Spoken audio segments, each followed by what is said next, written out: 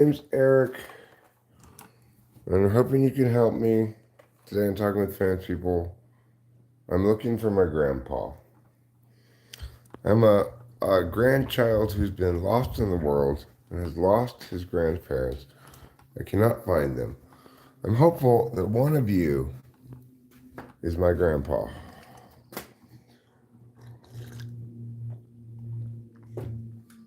You know, with so many people coming around the channel having lost their grandpa and mistaking me for their grandpa, I said it's time for me to come clean about it. I can't find my grandpa either.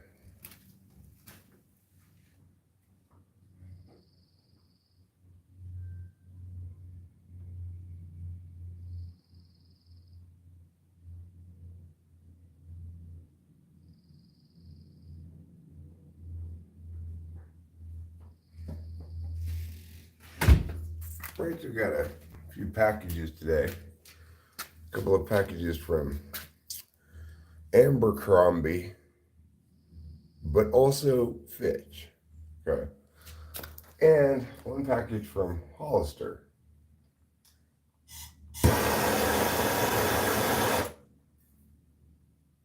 And you might say, well, why, Eric? Why did she get those things? Because she likes clothes. That's why. Personally, I'm not that into clothes. I don't dislike clothes, but yeah, I'm wearing clothes right now, obviously. Hey, Lou.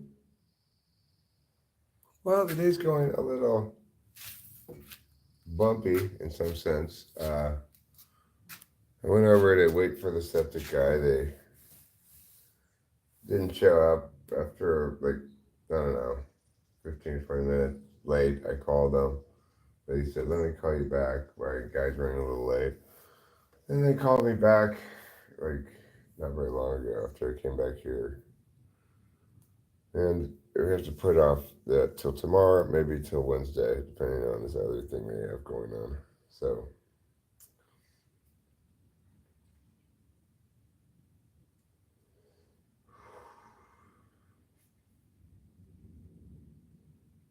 you know, kind of put the brakes on my general feelings of, all right, we're gonna make some progress today, you know. Like, oh, we're gonna meet some guys, we're gonna call the handyman. Well, when step one of that gets like, it's just like, oh, fuck it. I just go back home and go back to bed. Which I did because they took such a long time to call me back. Then when I was finally asleep for a while, then they called me back, of course.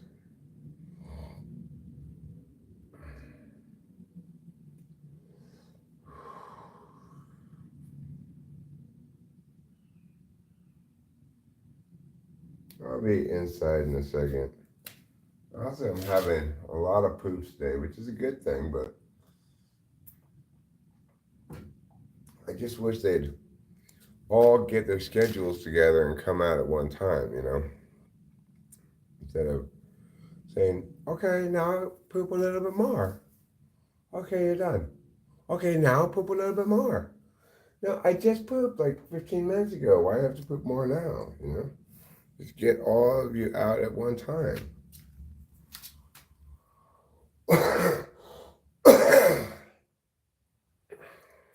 I'll be honest, sometimes it makes me feel like my poops don't really respect me.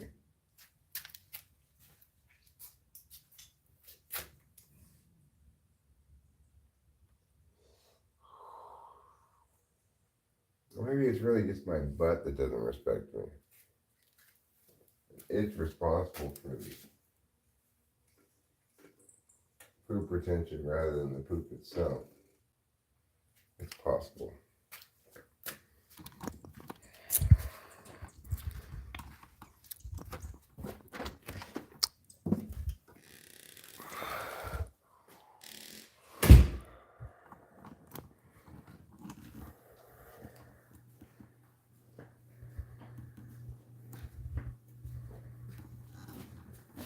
All right. Let's pull you all up on the big screen where I can read your words. words of wisdom, your words of truth, your pain, your pleasure, everything in between. All right. So, Lou, are you my grandmother? Speedbird, are you? Mr. Blocks, are you? Am I annoyed?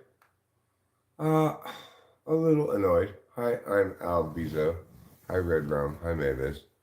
I'm a little annoyed also because basically, Fleming told me, well, we're probably not going to be able to beat Biotech's price. If you still want us to come look at it, it's going to cost us to inspect it and stuff.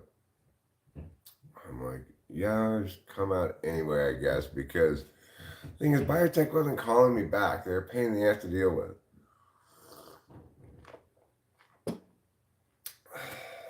And at least with Oakhurst Plumbing, we'll get a year warranty. It might cost a little bit more than the estimate, but hopefully not much more. If their estimate's dramatically larger, then we'll go back with Biotech, and I just have wasted the money on getting a second estimate. Oh, handsome. So it didn't really go down. It didn't go down. No, it didn't. I've been on the phone with them a couple of times. The lady said, basically, they got stuck at a job that took longer than they expected, so they had to go back there this morning. So I don't know why they didn't. I guess they didn't call me on the weekend. Probably they're closed or whatever. Hi, Kevin. Hi, William McLaren. It's okay. It's fine. How you feel? I'm definitely sick. Yeah. I'm sweating it out though, which I think is good. Well, that's good. Yeah. Yeah, I don't feel sick anymore, but you can hear I still have a lot of residual congestion and stuff. Yeah. It'll probably take a couple of weeks before I get all that shit cleared out. No, it's. But at least after the first couple of days, you won't feel bad anymore. No. How's your back? It's better, it's a real slow recovery. It makes me want to cry. I'm sorry to hear that, darling.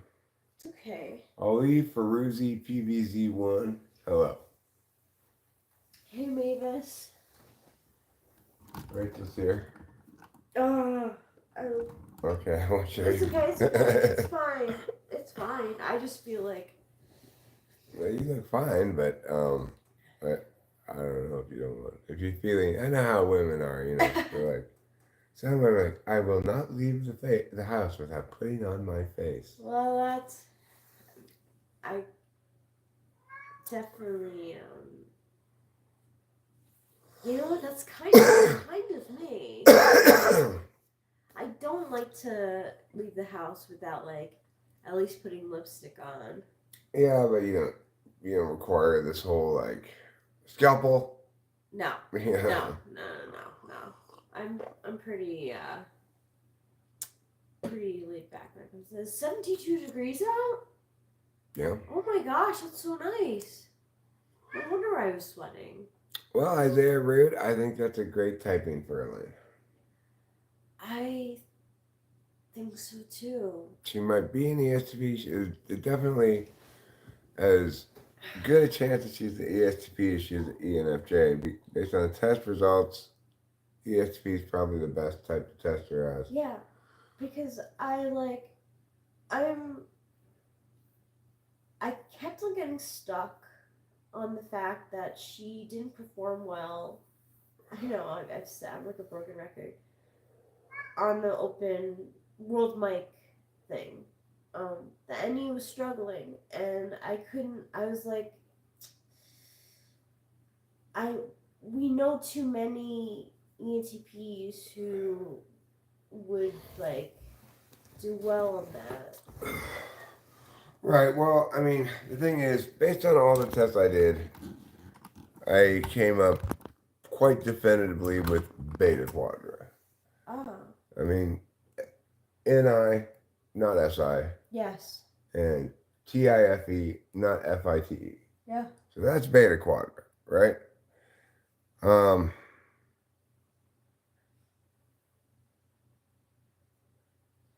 Her.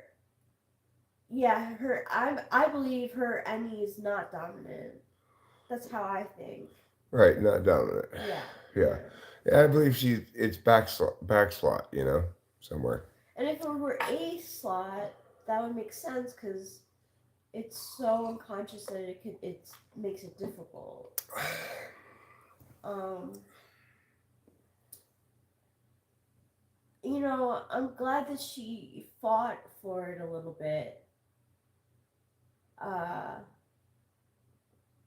it's tough because once you're done with the typing, that's like usually behind you, right? Like you don't really think about it until you have the next one. Yeah, I don't, but I have had to think about this one.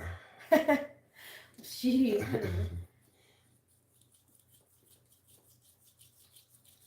Does she agree with you that she's an ESTP?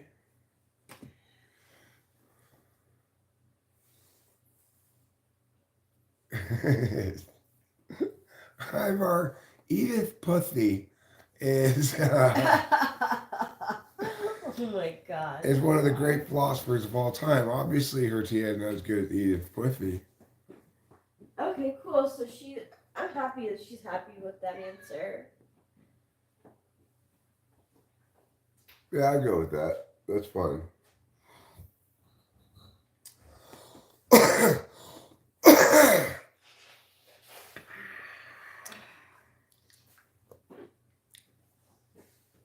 I know. It's like, all this gross, like what color? viscous. My mind's like kind of white at this point. Oh, a is little it? darker before, but now it's kind of just white. Oh, Capillo. I'll go and watch you turbo. Oh, yes, Capillo. Daddy knows. Yes. Oh, yes. Oh. My kitty is rubbing against my feet. This is what I want. This is what I've wanted. Oh, yes. For her to come down and give you lovin's. Oh, yes. Daddy knows and Daddy loves. Oh, much trouble. You typed Elaine as a baddie? she is. She's a bad apple, that Elaine. Arguing with me about her type. Yeah.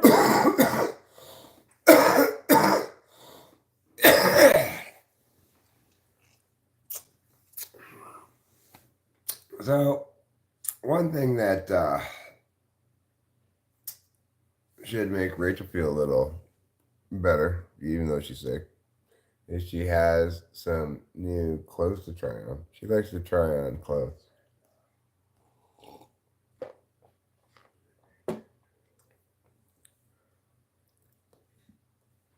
Oh, Capillo.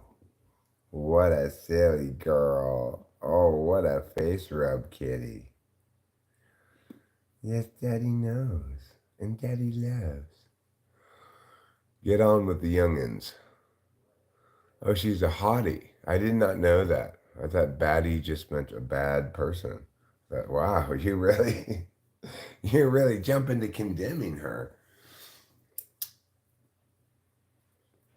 Well, I just know that since I started doing vertical life streaming, I've realized there's an epidemic of people who've lost their grandparents. That's why so many people come in and ask me if I'm their grandpa. But anyway, it just hit me like a ton of bricks last night. Oh my God, Eric, where are your grandparents? I haven't seen them in years.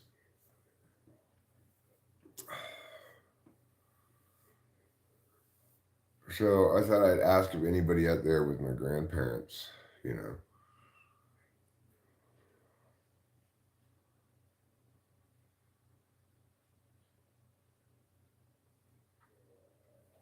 Oh, Rachel and Lou both thought that too. So,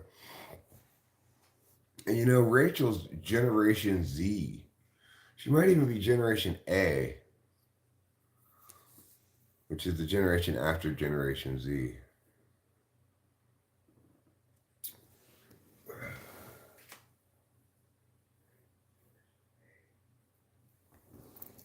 Actually, I'll be honest. Rachel's a millennial.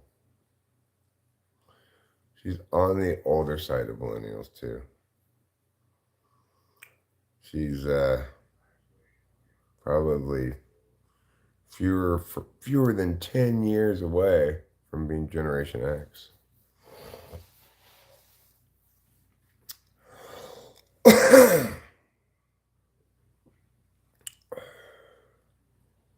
My butt has just been pooping up such a storm today.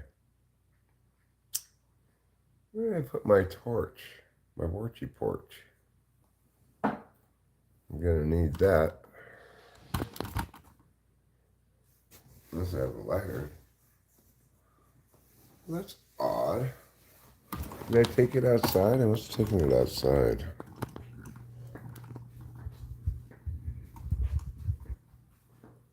Your grandpa's 101, huh, Big Dog Mofo?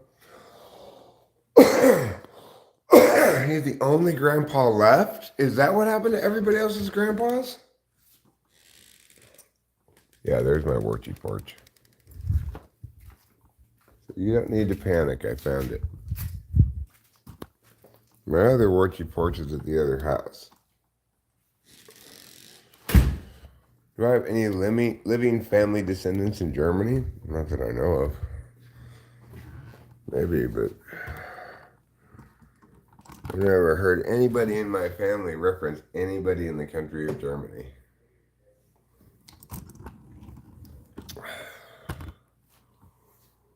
Like I said, I'm not German. I am American. That's what you thought. Oh, I'm a feminist. Squiggles jaw. I'm definitely a feminist. What would you like to ask?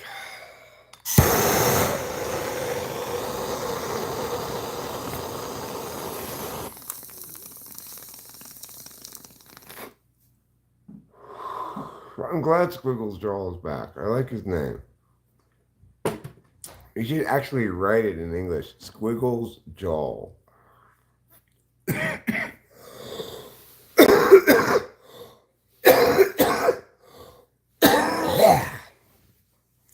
It's okay. Don't panic. Big Dog Mofo, you're a millennial too. Wow, you're in the same generation as Rachel. Meanwhile, because we're not in the same generation, Rachel and I are constantly not seeing eye to eye.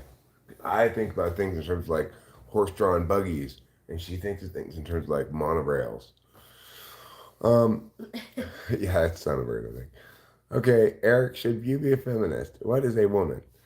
A woman is any human being that lacks a Y chromosome.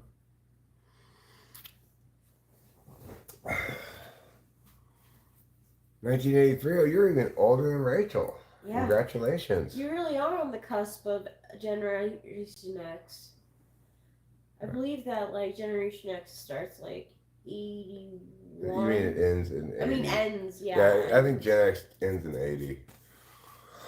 But personally, in my opinion, if you're born in 1980, you're more or less a different generation than me. Yeah. Oh, gender exists, so does sex. Just that gender is arbitrary. You can pick whatever. Sex is not.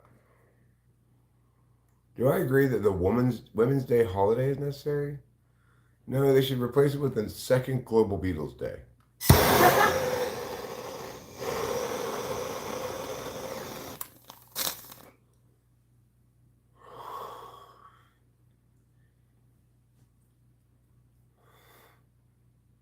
Female women can't answer this question? I'm pretty sure they can. I was thinking that we lack the chromosome or whatever. Yeah. And that's how all of humankind has defined sex for as long as we've known about chromosomes. one Y chromosome is too much already. Well, okay. Yeah, it's true you don't want two Y chromosomes. Then you're all fucked up if you got double Y. You get X Yeah. double Y. What is it when you get Down syndrome? There's an extra something. I think it's damage on one of the chromosomes Okay. for that one. Okay. But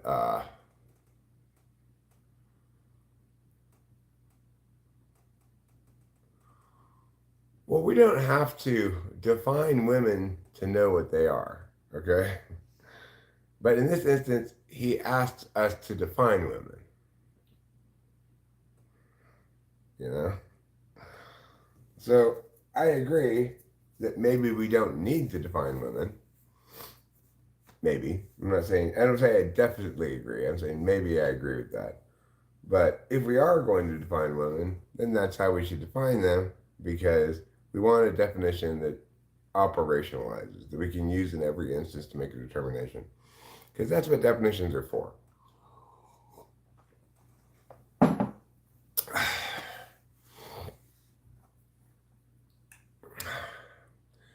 K.E., I am not at all convinced that women can drive in all countries now. I don't drive in California. I haven't driven in California since I've been here. Well, okay, once. Once I did. For example, I lived in Arcadia, Temple City, and based on my experience, I'm pretty sure Chinese women cannot drive in America. Shit. Yo, honestly though, I mean, it's funny, but it's really true. Like, it's true. And one of those people is Chawa. Like, yeah, I just picture that time where we were, like, driving somewhere to tell the people, like... Yeah, at least she was driving, like, kind of fast, right? She was doing her white. Oh, yeah, she was going... Yeah, she was just terrible. I used to live in Temple City. I'd go... There was a street that I lived on called Sultana, but then next to it, there was another street that went down like this. And then this street goes here. This street has stop signs, but this street does not. Oh, all the time, the Chinese women with their like welding mask thing and their long driving gloves would pull up to the stop sign, looking straight ahead, come to a complete stop, and then go without looking at all. It's like, you lady, I don't have a stop sign. That is so... Oh... It was kind of like butt clenching sometimes, like driving around with some crazy ass drivers. But you're a good driver, so yeah.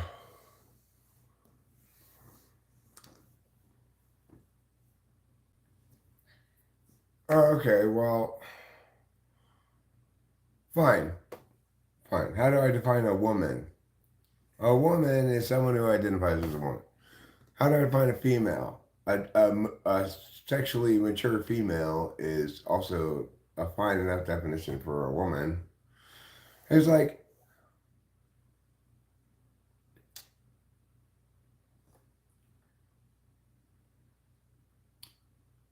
I don't know. I don't know how to define a woman without bringing in the biology. Physiology. I mean, the bottom line is there are plenty of people such as me who may acknowledge argumentationally that it's fine to have one half of the equation be completely arbitrary. But at the end of the day, you know, how you arbitrarily perceive yourself is not meaningfully how we can define what a woman is. Because I'm not going to perceive you how you want to be perceived, no matter what that is. Whether you are a man and want to be perceived as a man, whether you are a man and want to be perceived as a woman, it doesn't matter what you want. My perceptions are going to be independent of those. So, obviously, I want to use the word woman and a sexually mature female interchangeably. I don't like this idea that somehow Um, a word that was perfectly effective at drawing a distinction before is no longer effective. If a trans woman wants to be called a trans woman, that's fine. But, you know, I'm not going to perceive them as a woman unless they fool me successfully.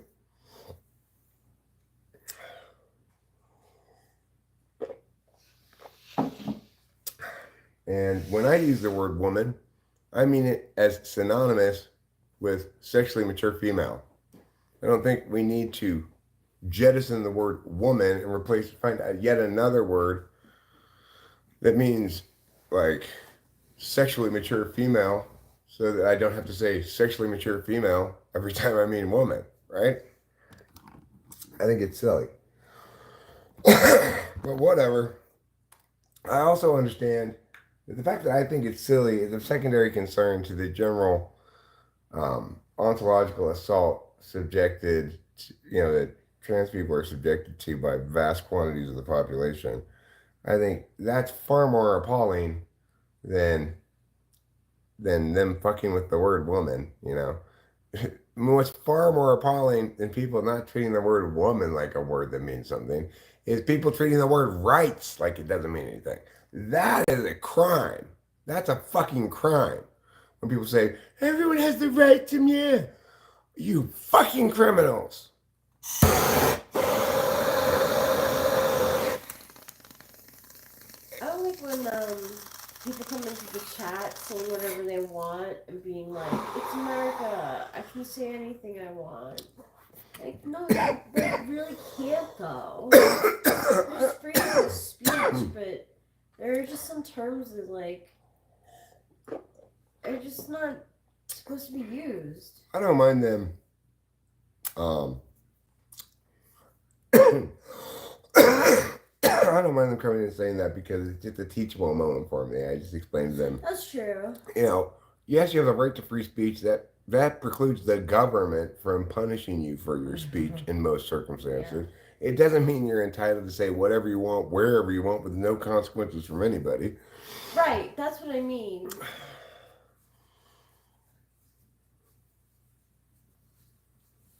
Shaq tricked you big time?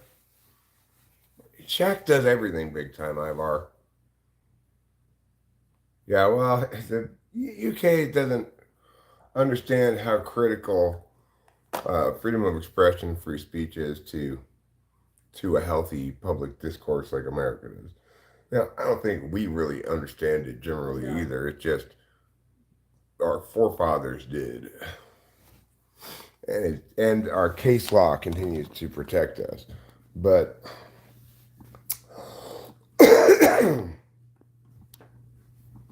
yeah, there's been a lot of encroachments on free speech from a lot of directions, specifically from privacy.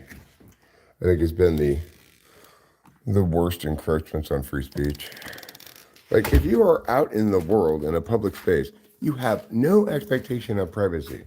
Anybody should be able to film you, take pictures of you, however they want, without any permission from you whatsoever. That's just justice and truth. It pisses me off that people are like, you can't film me. Fuck off! Don't go in public then, you shit. So, what do you think about those celebrities who get pretty upset when their children are in pictures? Well, I mean, I think in general, this notion that, won't somebody please think of the children, is just ridiculous. Children are people too, and so what if there's pictures of them? Like, everybody takes pictures of their children. They post some of them on some social media, and then it's like, well, I saw a picture of my child somewhere. Well, so fucking what? Do you think their soul's gonna get stolen by the camera? That's the thing, yeah. So like, Kristen Bell and her husband are real big advocates for that, for like keeping the privacy of the children. So far that they, on their own personal Instagrams, will like blur out the children's faces, even though the children's in the picture. Like, why even have the picture on there? Yeah, don't take pictures of your children then. Yeah. And what fucking tards? What complete fucking tards?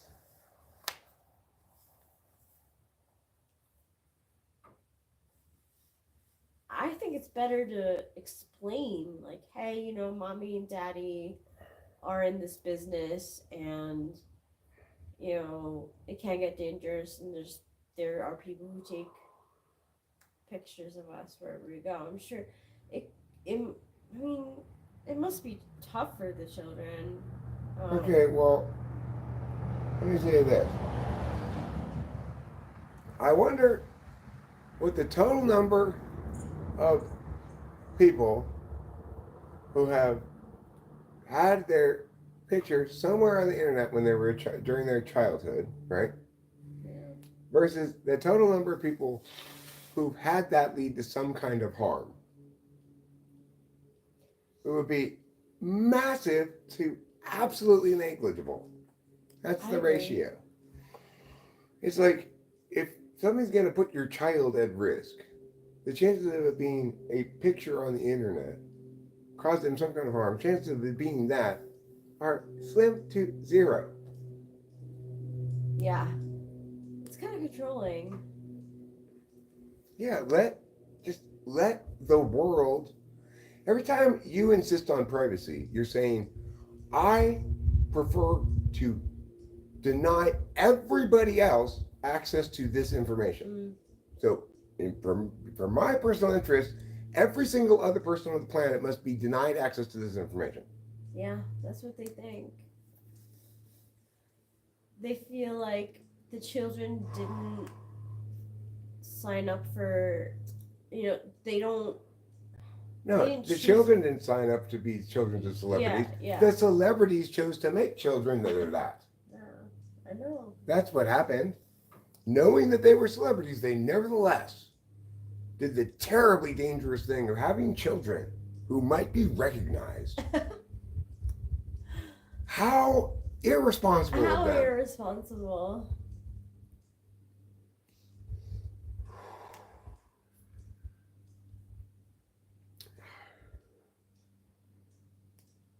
Right? It's like sometimes YouTubers get stalked, whatever. I don't need privacy. I have a gun. I think, yeah. Right? What do I need privacy for? I'm armed.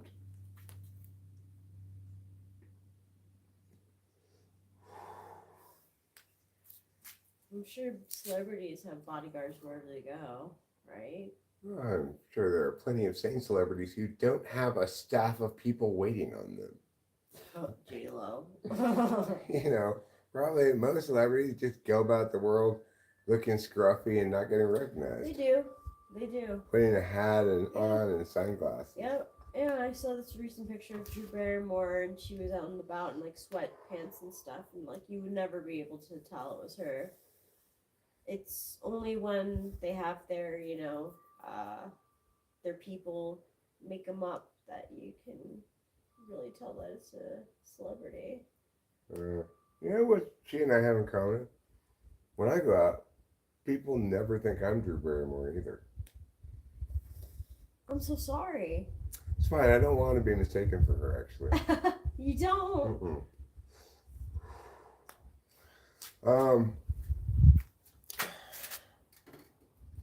That thing we were talking about there reminds me of this scene with Sally Fields in it, where she's playing a soap opera star, and she has like an assistant lady, and they go to a mall, and she's like, okay, come on, let's just do it again. Let's just do it one more time.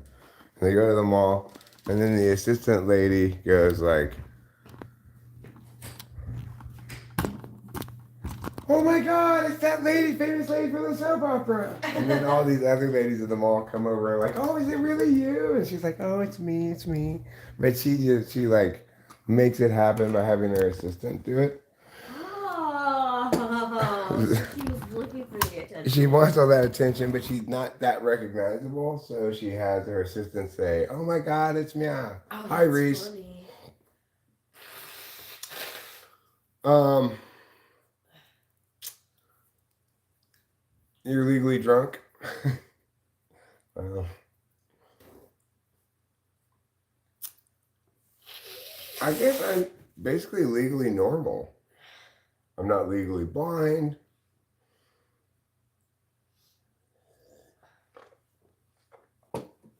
Hi, Russia. Hi, Gobtree. Hi, Broccoli Todd. Hi, Big Viv. You've actually been waiting for this live. Well, wait no more. Yeah, fine, ESTP. I seem like a good dude. Well, hopefully that's because I am a good dude. Yeah, he is.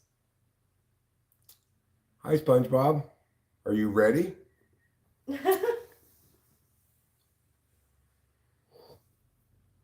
Hi, First Last. First, last, and everything in between. That's, the middle.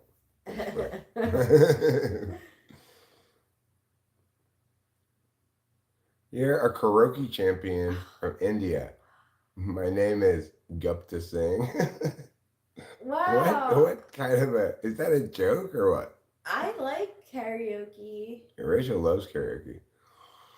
No, listen, from the outset, KE, I said, I'm typing her as an ENFJ, but she could be an ESTP. You could certainly make the case for it. I expected from the outset to get pushback and people say ESTP. And I've acknowledged from the outset that I can't I can't win the argument for ENFJ over ESTP. So that Isaiah Rude typed her ESTP doesn't bother me at all. He might very well be right. I would never had a problem with her possibly being ESTP. I had a problem with her possibly being ENTP. Yeah.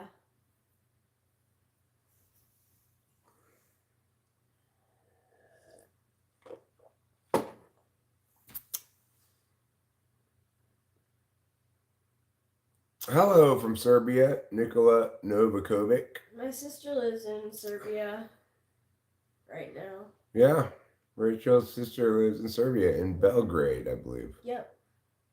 It might be pronounced Belgrade, if you pronounce it in a European accent. Oh, I'm not sure. right now she's in London with her boyfriend celebrating his birthday, and they've done some pretty extravagant things. They did puppy yoga. Puppy yoga? There's puppy yoga. You make your dogs do yoga? Like you do yoga and the puppies surround you basically. Oh, So I don't know how you get any yoga done, honestly. You just the argument was that it's okay to shove your camera in people's face. I mean, I'm not interested in doing that, right? I have no desire whatsoever to film people in public. I don't care about it for my own interests. This is the kind of content I make. I film her and she's not even in public. But other than that, uh I I I do my own shit, I film myself. I'm self-absorbed like that. But I don't approve of a general standard that says others have to ask my permission before they film me. You know what happens a lot with the celebrities? They complain with paparazzi, but they really do work hand in hand together. There are some celebrities who will call up specific paparazzi photographers and be like, "Hey, I'm gonna be shopping in Mia area. If you want some pics, I'll be there." So it's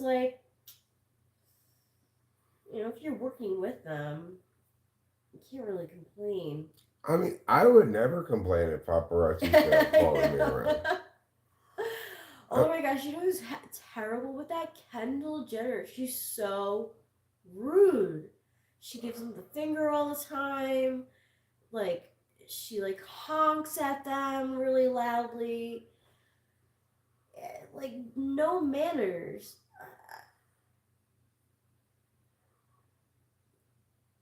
Well, look, There's a universal obligation of non-interference. Getting in someone's face with a camera qualifies as interference. I'm not talking about getting in someone's way, getting in someone's face, interfering with their business, okay? I'm not saying there's any right to do that. What I'm saying is you have no right to not have someone else take pictures of you in public. In fact, you give up that right all the time, every time you go into a store, because you don't have that right. You get filmed by public cameras in all different capacities all the time, right? And everybody just doesn't even notice it. But if another individual person is taking pictures of you from, say, another table outside at a restaurant or something, you'll freak out. Why are you taking pictures of me? Because I fucking feel like it. It should be the answer. You're in public.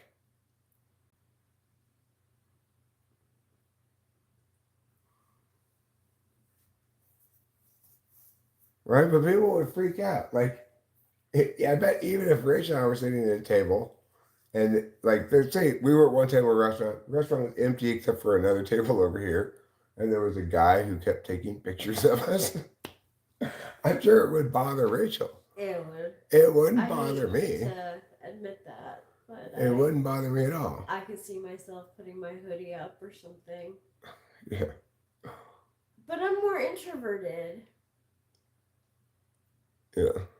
I don't like pictures on the I don't like, I don't like pictures unless they're posed. Well, okay, you can create legitimate security concerns about anything. That's just utilitarianism. 6. I haven't checked my email, show media. I'll go check my email next, probably when I get the manila envelopes. At that point, I will see yours, I'm sure.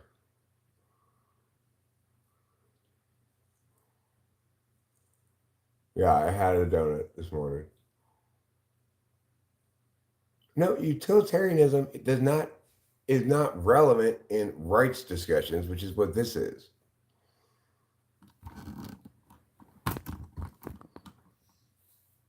Oh, you sent me an email, my past life soulmate? All right, well. Past life soulmate? Let me check it out.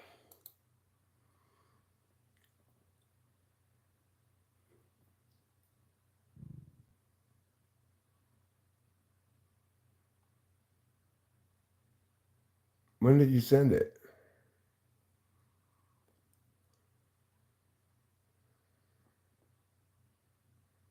Oh, there it is.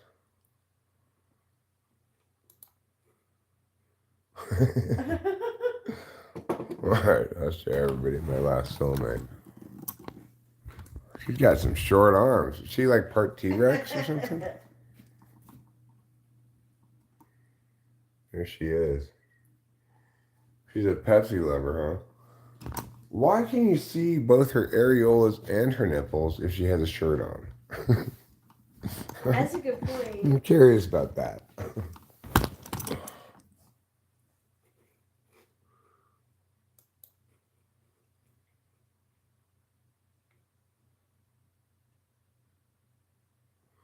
No, I got a 12-pack of donuts at the bakery at the store. Well, obviously, some of her arms got used up by her boobs, you know. All women got short arms? You have strange ideas about women, weird. Squiggles Joel. Yeah.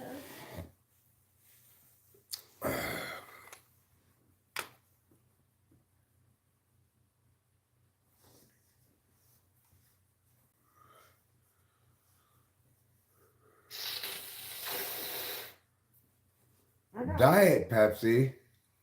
Oh, well, that must be why she's not my soulmate in this life, because no Diet Pepsi around here. Gross. Women here like shot pudding. Where's here, SK? Good night. You're wrong, Squiggles Joel, says Gobtree. because some women have short arms. Sium Butek9 says, you look like Michael Jackson. Women probably love you. What women are you talking to? Yes, like I Lisa can't think. Marie Presley. Okay, besides Lisa Marie Presley, whose genuine attraction to Michael Jackson I am highly dubious of. Can you think of anybody, any woman you've known who's like, you know who's hot? Michael Jackson. No, no, If they no do, woman says that. If they do, like, if they were attracted to him, it was probably in his younger years. Before. No, women think women think I'm super manly. You're ignorant.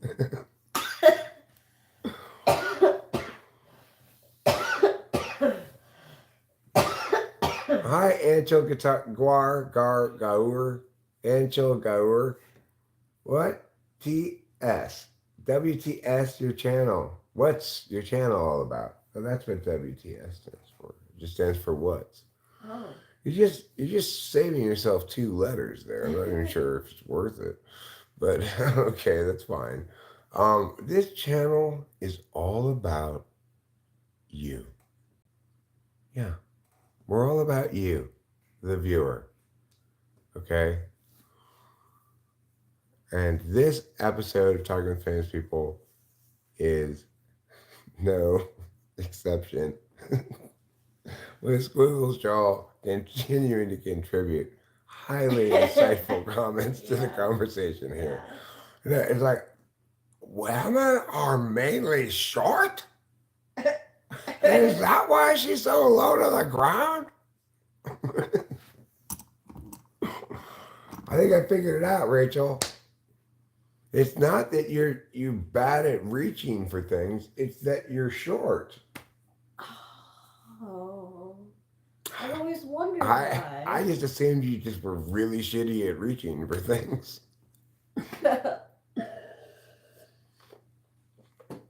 Is there coffee? Yes, there is. Thank Hot you. and bericious. Thank you.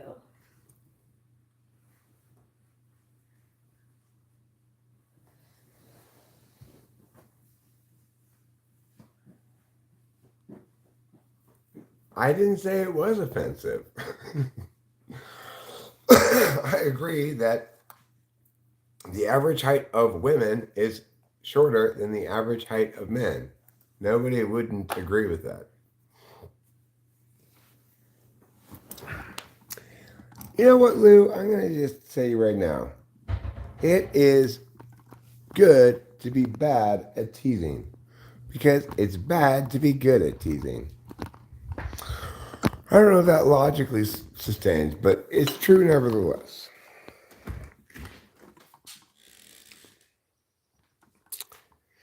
That is an interesting question.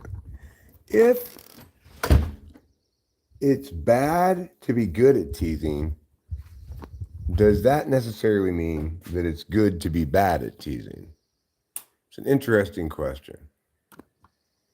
Right? I'm going to say no, not necessarily. It could be neutral to be bad at teasing and be bad to be good at teasing. But, it's not necessarily bad to be good at teasing if you don't exercise your abilities to tease well. I think teasing is bad. I don't like it at all.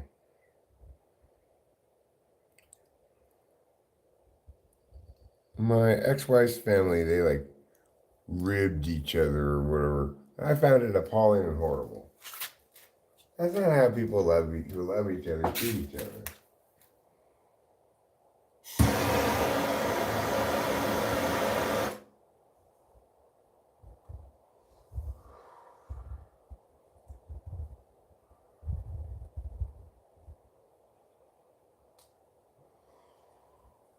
You might call me a bit of a feelings Karen, I can be a feelings Karen. There are some times where I say like, hey, your friend is blah, blah. But that's specifically when we're talking about something that needs to be determined objectively for important reasons. When we're talking about people's actual feelings, I'm definitely a bit of a feelings Karen. I don't like it when people tease each other or say hurtful things. I very much dislike it. It makes my tenders moisten, and when my tenders moisten too much, they become damp. And once they become damp, then obviously they're subject to mildew. So you can understand why I don't like it.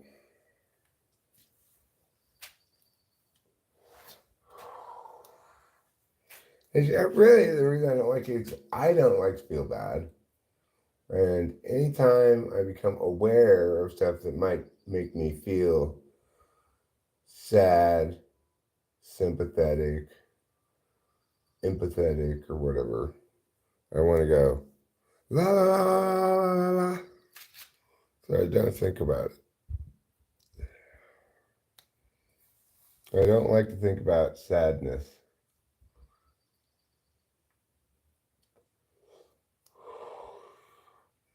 I guess what I'm saying is I don't like to feel emotions so much, but I'm very subject to feeling them. That's why I have to insulate myself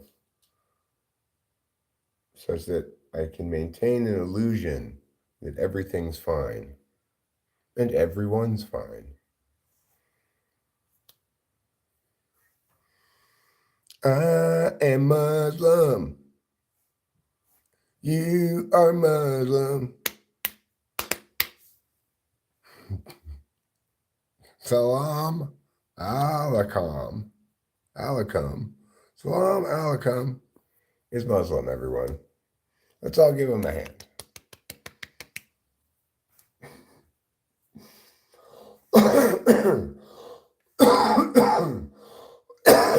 I am not Muslim.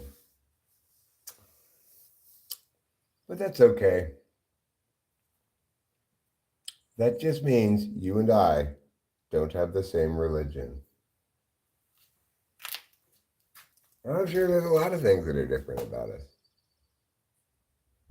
You know? Maybe you like fancy sports cars. I'm not really that into them.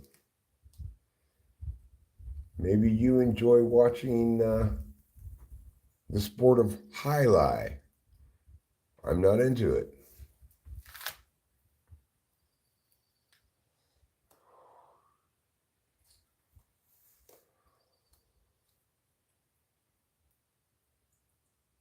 And that's fine.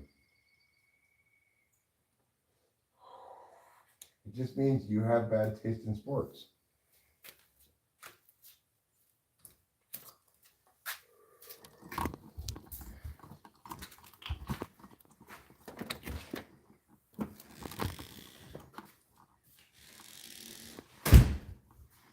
You never understood attraction to porches.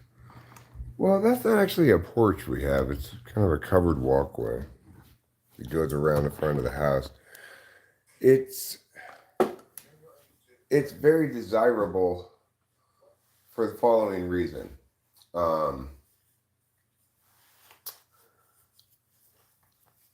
Like it gets very cold here, for me anyway. And when I go stand outside, like at night, it's substantially warmer underneath the walkway than it is outside underneath the raw air, you know. Number two, we get a decent amount of weather around here. And when it's raining or snowing, I can go walk. I don't just have to like stand in one place and smoke a cigarette. I can walk all along the front of the house and the side of the house and not get any precipitation on me. So those reasons are nice. And additionally, the lights along the walkway make it so that if you need to go outside, there's this light source between your house and the car. So if I remember to turn them on before I leave, which I never do, but then when I get back, I have my key, I can find it easily. Well, thanks, Tyler Mills. How nice of you.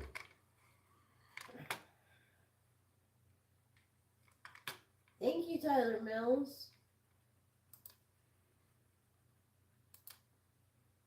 Thanks, Tyler. Let's see what Gabe Piles did. Just spamming. He just spammed. Okay. My mom says there's lots of black people in China. I didn't see any, but maybe there are some. When I was in China, I did not see any that I remember. My thoughts on dinosaurs. I think they're cool. You know, I think they're strange creatures sometimes. Like the idea of a Tyrannosaurus Rex is kind of crazy. You know, this big thing with these little arms running around. Jurassic Park made me afraid of dinosaurs. I'm such a wimp.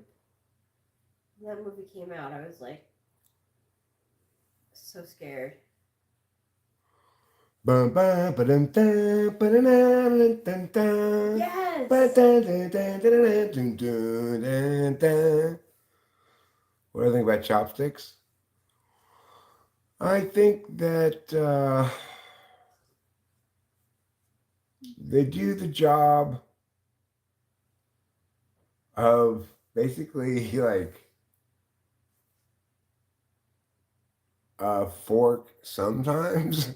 You know, I'd rather have a fork and a spoon.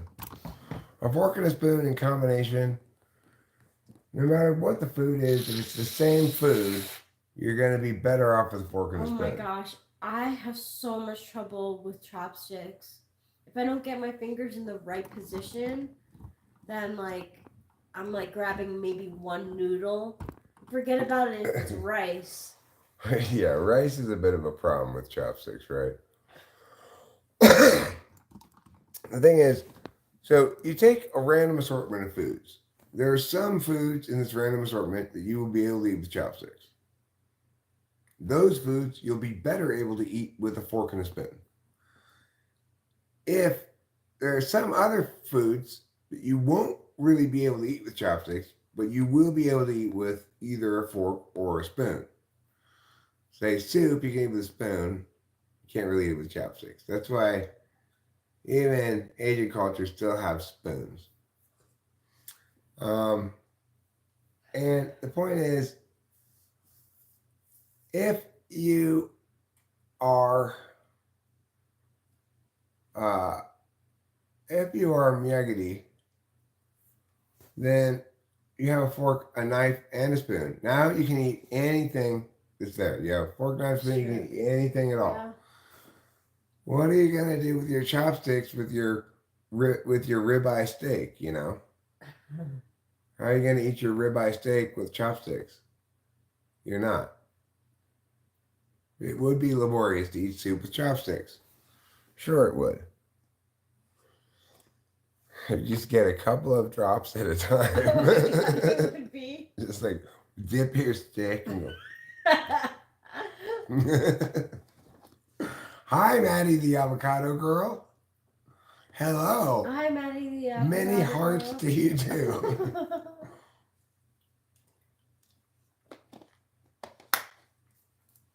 What do I think about Kurt Gödel's ontological proof of the existence of God using higher order modal logic?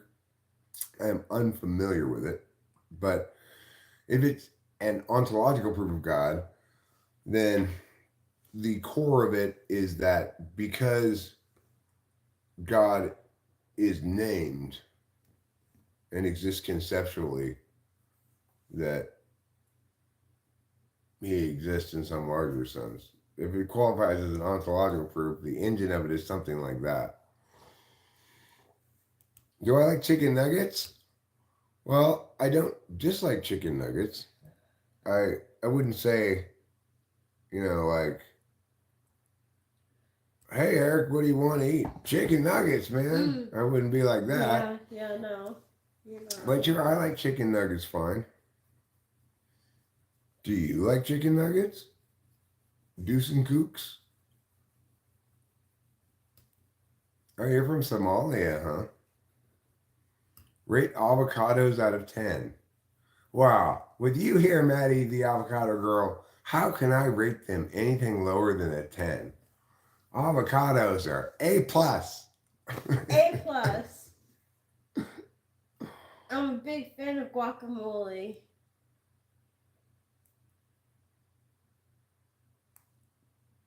I like chicken nuggets. I tend to get them at McDonald's if I don't get a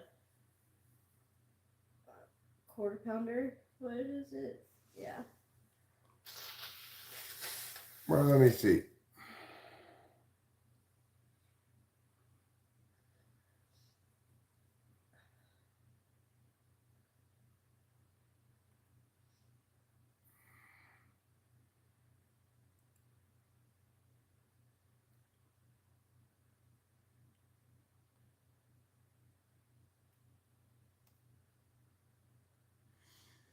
They confirm the consistency of the basic assumptions.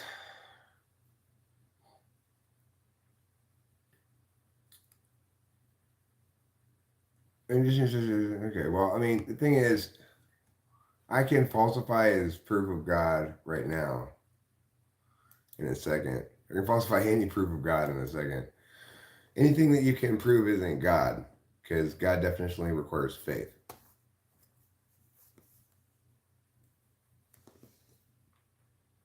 So, I mean, it's definitionally impossible to prove God. Anything that doesn't require you to have faith in it can't be God.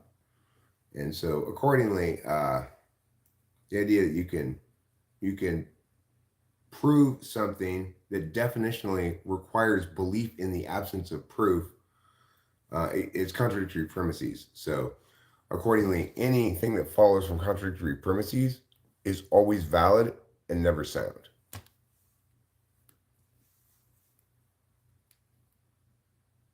You have to like God. That you don't have to do, Ethan. You don't have to like God. No, Iron Lion. If you can know God is real, like in the sense that you're willing to affirm that claim and defend it because you believe you can establish it defensively and argumentationally, then what you've established is not God definitionally. So that's just how it is.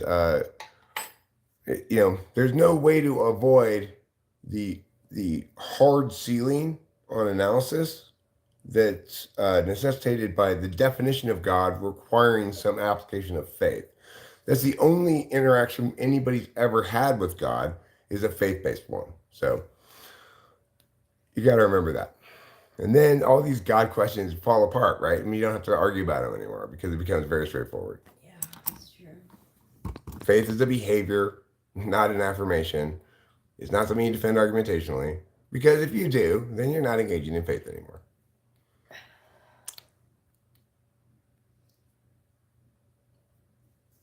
Okay, well, Squiggles Joel, again, to the extent that you believe you have evidence for God that substantiates your belief in God, then you are blaspheming against an actual God who requires faith. So there you go.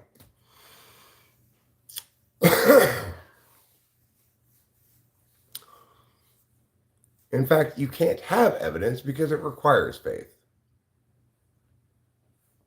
No, you're not reasoning with me. You're just making the mistake I'm pointing out.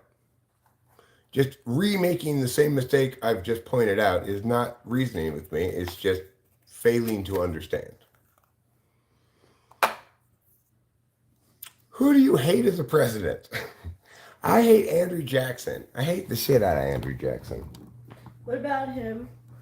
I mean, the Supreme Court made a ruling, and he, in one of the darkest moments in American jurisprudence, said if the Supreme Court wants to enforce their ruling, they can send their army to enforce it. Oh, jeez. I'm the president. I have an army. They don't. I'm not going to listen to them. Oh my God, that's so wrong. Yeah, terrible.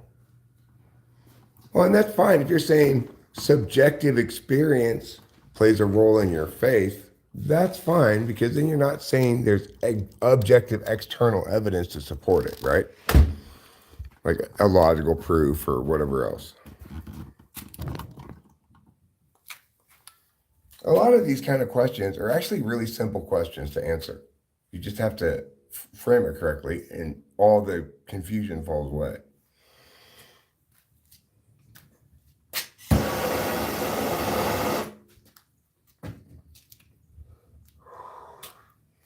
But then there are a lot of things that people desperately don't want. They want to preserve confusion and mud.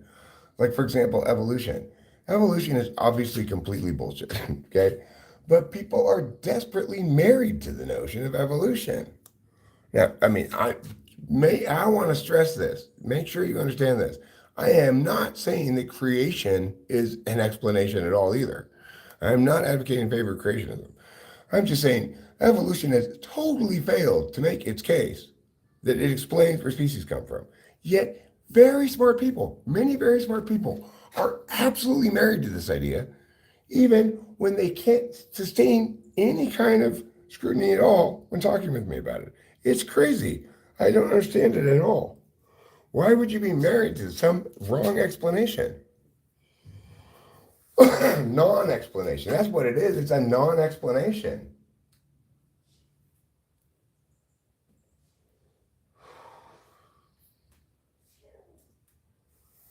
But people think they know without understanding. I know what the correct explanation is, even though I don't understand it. If you can't explain it yourself, you don't understand it well enough to explain it yourself, you have no reason to feel like you know anything about it, right?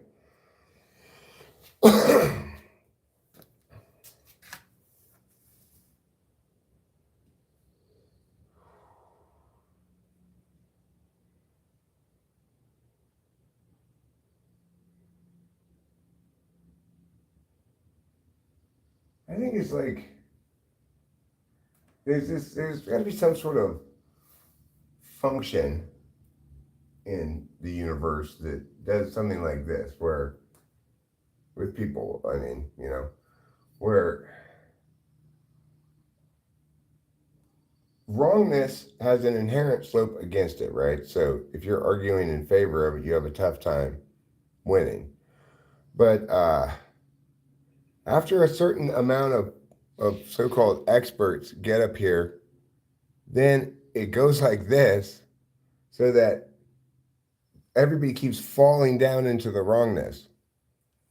And the more people hear, the more it like weights down the wrongness into the teeter-totter, and the more people fall into it. Even though at that point it's like individuals have stopped validating the thing independently, right? They've just accepted on faith that without any evidence, we should assume that evolution is responsible for speciation. Because after all, there are all these people down here in the wrong end of the teeter-totter. It can't be the wrong end. Then they think on the other end is creationism. The other end of the teeter-totter is we don't have an explanation.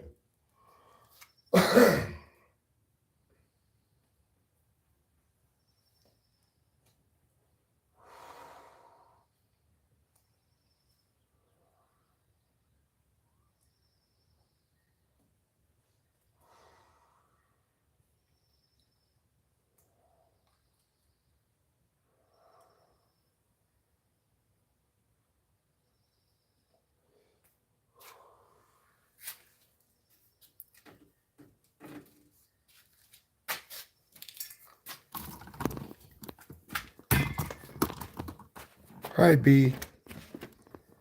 You B. Smoking is bad for my... Smoking is bad for you? Where did you hear that? I never heard that before. Is this some sort of new study come out or something?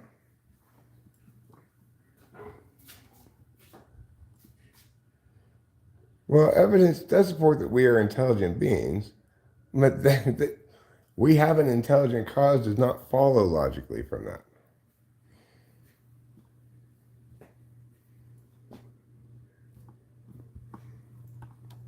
I mean, I'm not talking any kind of nonsense.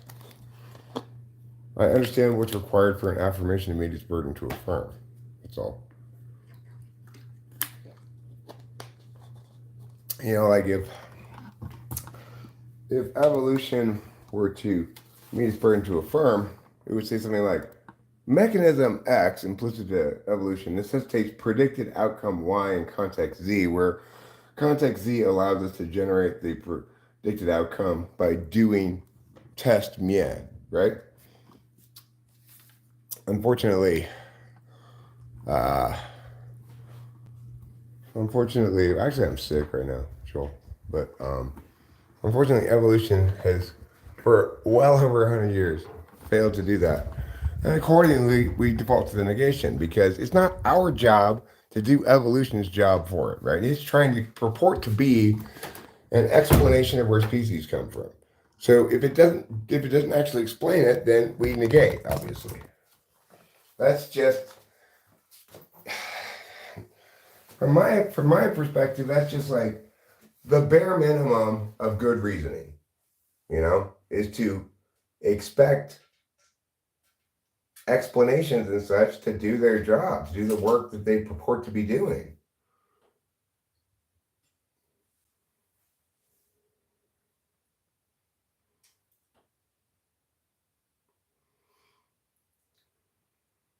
But I get it. A lot of people are just really strongly married to the idea that this question has been answered, right?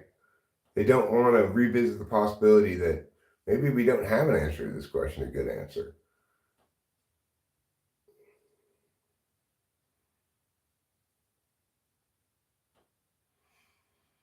I mean, I think simulation theory is probably the best answer. That would explain the appearance of something like evolution probably being responsible for a branching fossil record, but the abject failure of us to be able to replicate the mechanisms of it.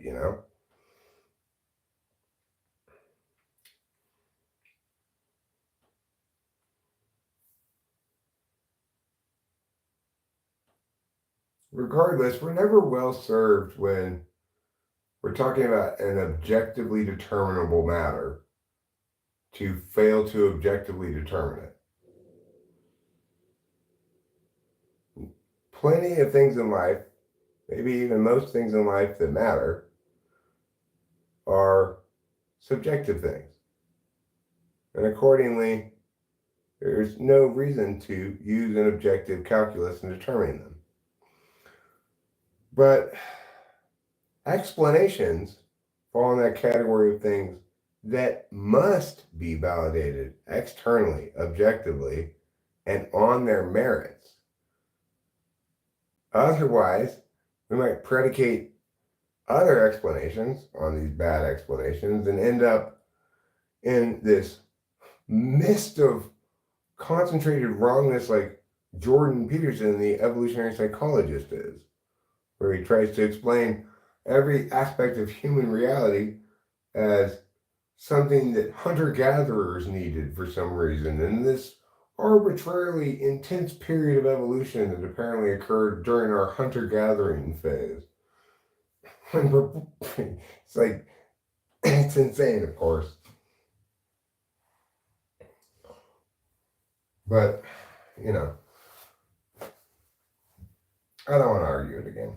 I argued all this stuff yesterday. I thought it would be a juicy topic. It didn't go really the way I wanted because I ended up having a friend say, hey, I want to talk to you about this. And then, he wanted to have like a pleasant conversation about it. But really what he wanted to do was affirm evolution without taking on the burden of affirming evolution. Just saying like, well, somehow evolution is right. We just don't know exactly how it works, really.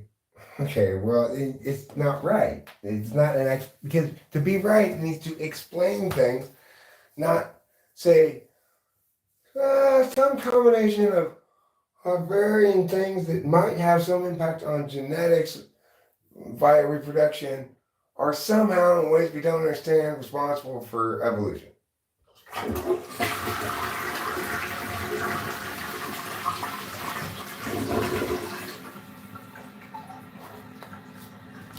It's like I had Money send me a document where he was doing new original work on the idea of evolution, trying to explain how just since none of these other ways work, maybe this would work. It's like that's not how you do science, right? That's not how it works.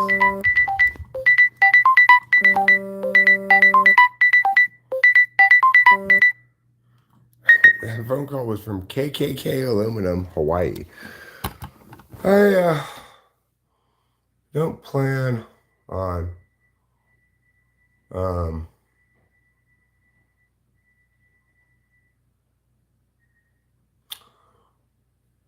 Lester's Fixins. Did you tell me to shut up? If I shut up, we'd all just be sitting here in silence. That wouldn't be fun for you.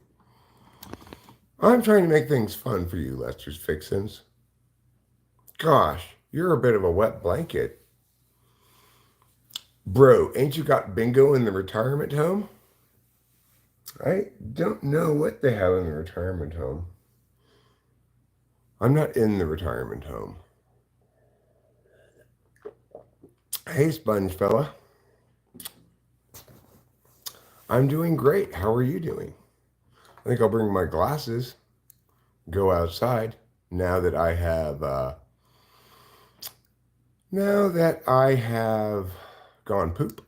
Have I ever hunted before? No, I have not hunted. I've taken my rifle out into the woods and I've shot it. Spreading radical crap? What is radical about what I'm doing? For God's sake. Do you have any capacity to use words correctly? Stop being mean to this cool guy. Everyone can be as mean to me as they want. Yes, I can sing, and I will sing a little bit later. Finley Fertig says, gay. I'm actually not gay, but I am part of a gay couple. My wife and I do gay couple things, like picking berries, going antiquing and stuff. Yeah, I've got radical cuteness. I'm very kawaii. Okay, well, that's... Anybody who would make that argument in favor of evolution has inadequate reason to believe in it. Do I work? Not really, not at the moment. I tried to get something done this morning, but unfortunately, I'll have to wait till tomorrow or Wednesday to get that done. We're putting together this vacation rental down the street as an income property right now. That's what we're doing work-wise at the moment. Plus this is obviously work. I mean, I'm saving the world one word at a time. I should be compensated accordingly, I think, but on that point, the world disagrees. Probably on the first point as well. But you know what? They're just wrong about both those things. Okay. Let's take this towel inside, shall we? Put it in the dirty clothes hamper. Seems like a good idea.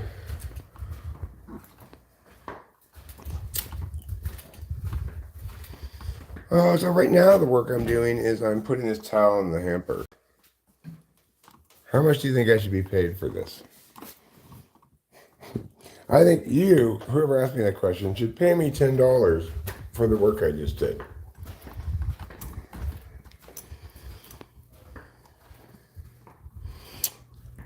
Why do you torch the head for a cigarette? Well, because at the moment, once again, I have somehow managed to lose all my lighters. They're probably down in the crack of the chair. The only lighter I never lose is my torch, okay? That is a lighter I just never lose. Yeah, here it is. Here it is, down in the crack of the chair. There's one of them. Let's see. All right, I'm surprised I only found one of them down there, but there's one of my lighters. No, I'm the grandchild, Joe Mama. No, dumbass. I don't disprove Christ's existence. I'm a Christian. I pray to Christ and God frequently. Not every single day, but multiple times a week.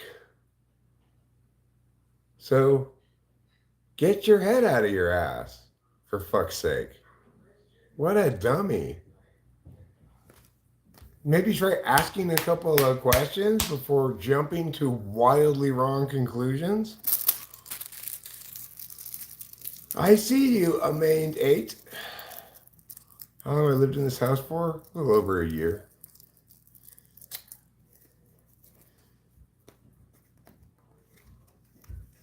That hot guy is here. That hot guy is so hot. Amained 8 has a question. They're not lost, you just keep dropping them. Lou echoes your sentiments, Sleazy Juan. Not lost, merely misplaced with location nearby but unknown. Well, Iron Lion, I recommend you watch Apothecary Diaries on Crunchyroll. What is my radical talk, dumbass? I asked you that already and you didn't even answer the question.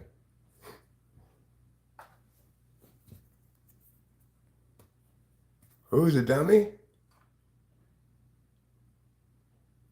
Lester's Fixins.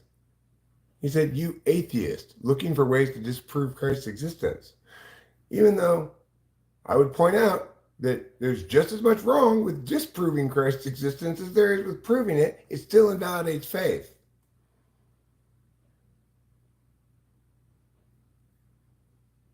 Yeah, unhinged all caps comments. Okay, well, Lester, you are of the asswipes, okay? I can tell you that for sure. You are of the asswipes. Okay, well, again, Iron Lion, if you know, then that's invalidating faith, which means what you know is not God. I'm not interested in arguing with anybody about religion. I'm just telling everybody the facts about it.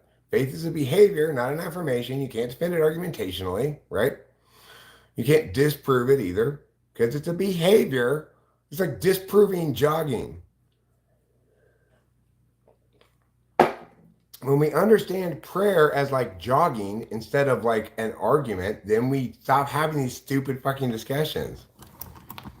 Typical Gamer 12 also says shut up.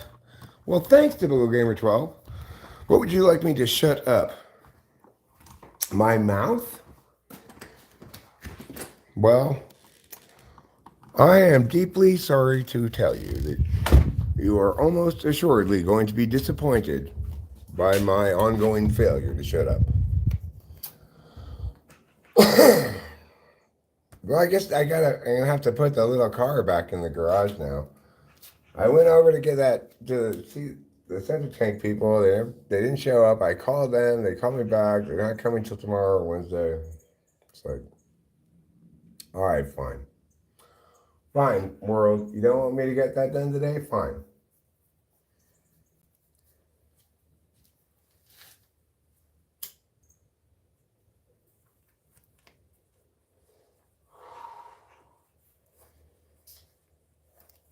So, the thing is, it's natural, understandable that I run into periodically pushback on things. I'm right about things regardless of whether it's popular or whatever. And I'm right about things in definitive ways that resolve questions. But there are lots of people who don't want from a question, what they're not looking for from it is for it to resolve, right? They don't want the real answer to the question unless it lines up with their preferred position or whatever. I don't really understand that because I've never been able to even imagine thinking like that. I just go with what the best argument is. It always ends up being the truth.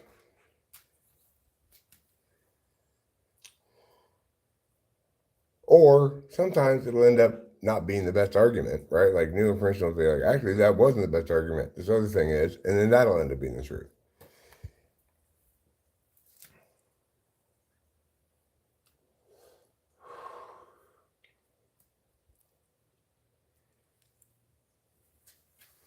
I mean, one of the huge advantages the best argument has in being the truth is that by virtue of the fact that it's best argument, it means it's very precisely worded. So it claims exactly as much ground as it can defend and no more and no less.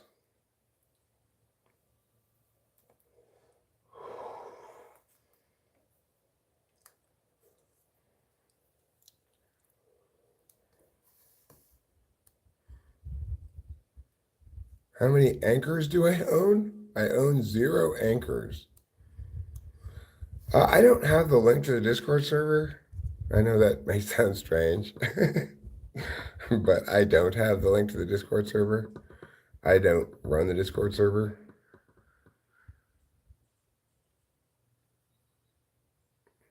You know what? Capoeus, Capoeu, you have almost the same name as my cat. My cat's name is Capio, Kapio. So congratulations. You're the person I've met around here whose name is closest to my cat's name. How did I lose my teeth? Some of these over here I had pulled out, and these ones around here like broke. You know, different ways.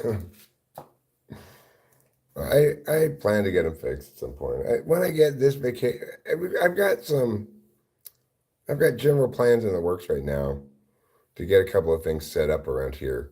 Once I've got them done set up, then I'll turn my attention to going and getting some not sound fun dental surgery. Get some implants. You know, I may not get all my teeth put back. Again, Sponge Fella, remember, prayer is a behavior, not an affirmation. Okay?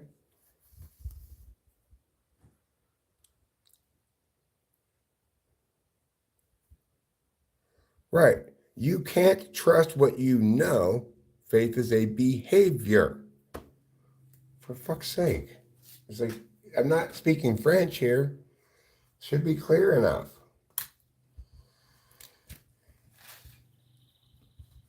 I mean, prayer is the behavior. Faith is the practice you're engaging in, or sort of the underlying engine of that behavior, you know? It's the frame. Faith is the frame that enables that behavior.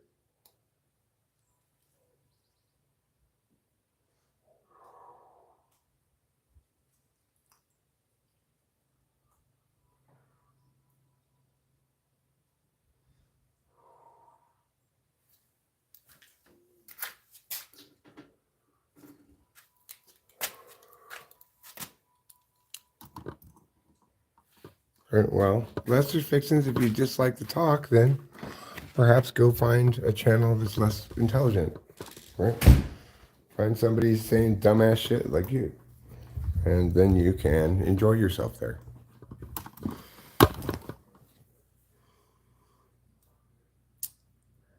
No, none of us need the truth, right? Okay, first let's remember the following thing. Truth is a status we afford to statements, okay? Only statements have truth values, and the statement's truth values can be true, false, or no truth value. Okay? So, do you need the truth? Many people not only do not need the truth, they desperately don't want the truth. They're desperately avoidant of it because when we understand the truth as a status afforded to statements, then we recognize the statements are true within a frame conditional upon definitions and other framework, right? They don't exist as true or false outside of those frames. The statement, it is true that, is an implied statement that precedes every other statement that every person makes. That's why lying exists.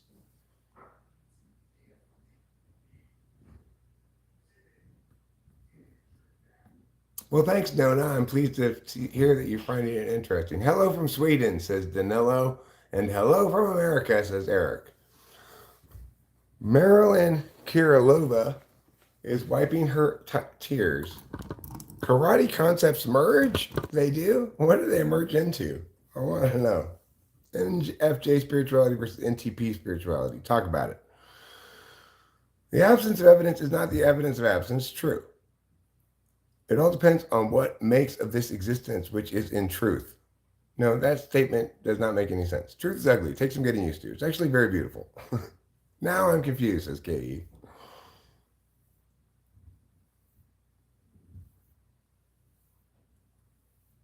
This is why you shouldn't trust man. I mean, everybody needs to trust people all the time and does trust people all the time. You know?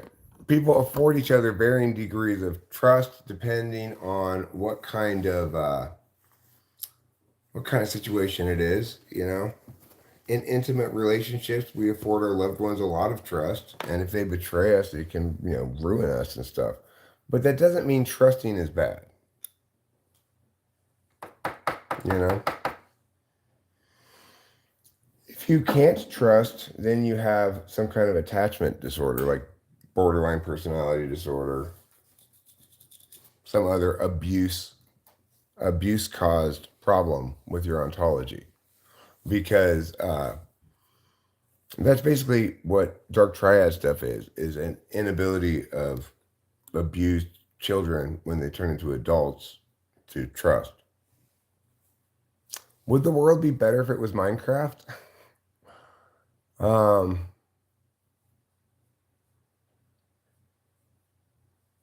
I did not make a huge speech earlier about how I was wrong, and nor did I ever call you a low TI ENFJ.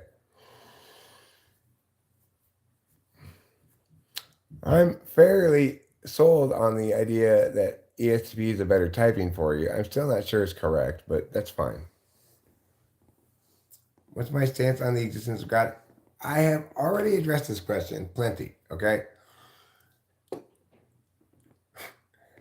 God is not something you have a stance on or a position about, okay? You can engage in a faith-based relationship with God via the behavior of prayer. If you think you're going to defend God argumentationally or disprove God argumentationally, you are trying to do a dance about architecture. It doesn't make any sense. You're not conveying any information with your dance, and nobody can build a house off of your dance blueprints because you're using the wrong modality in the wrong modality.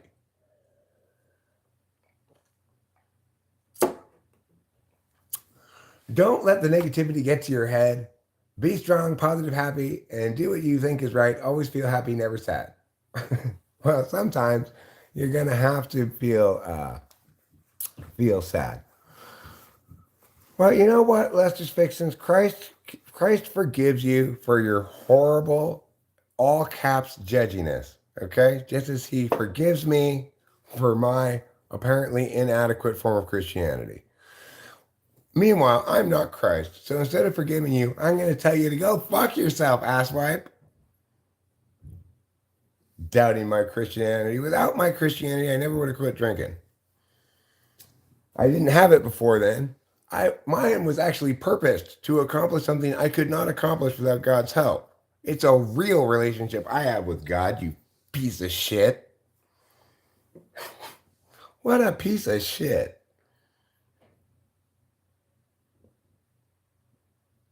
Right, but because God definitionally is that which you engage with via faith, if you prove or disprove it, then it's not God you're talking about. You've already begun with contradictory premises. So, no. Sorry, Angry Ottoman. Yes, it's true that anytime you begin with contradictory premises, you can always make any valid conclusion out of it. And I can demonstrate that for you in a second. But it's never a sound conclusion. Always valid, never sound.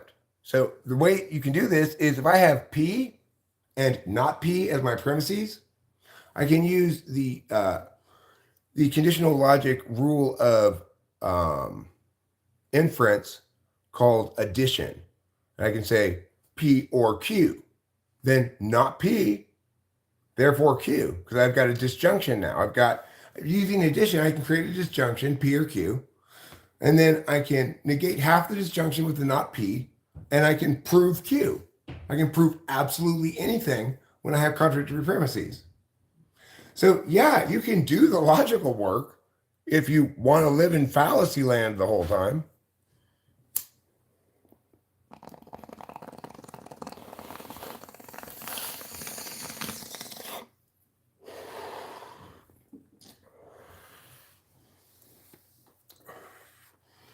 Lester's Fixins, I don't know exactly what God's thinking right now, but I'm pretty sure he, Jesus, and the Holy Ghost are heroically rolling their eyes at you.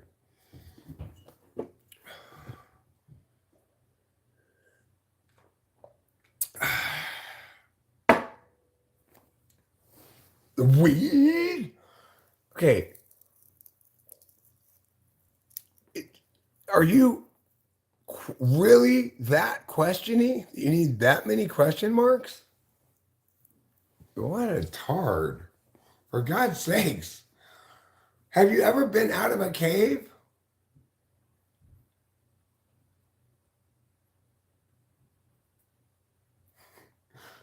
Like, you act like a woman showing her ankles?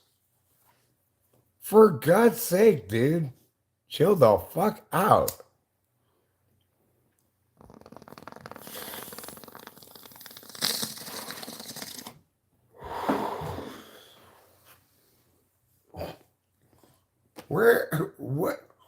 Where does Christianity tell you not to smoke weed?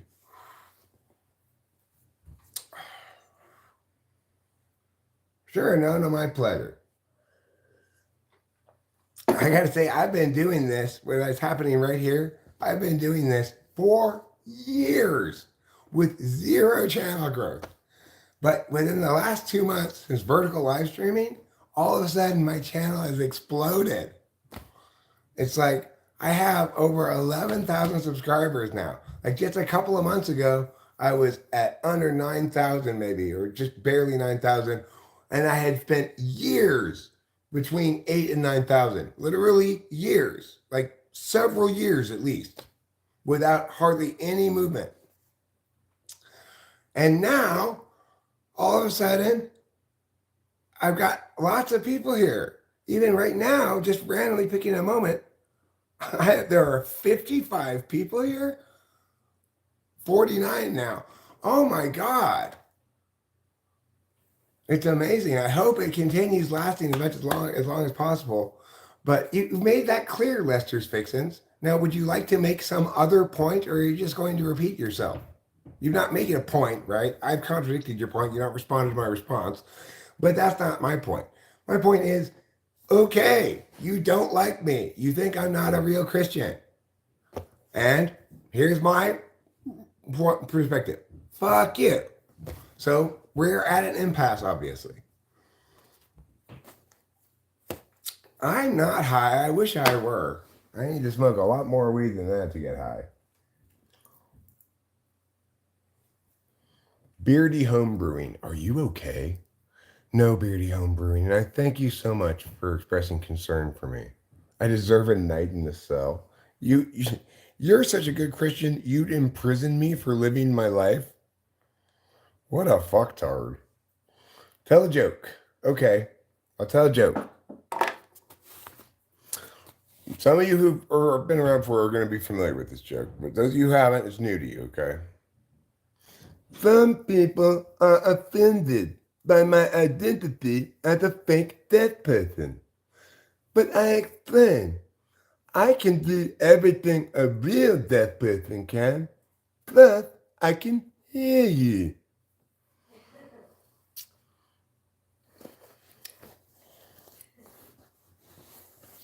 Okay, Lester Fixings, again, you've already said that.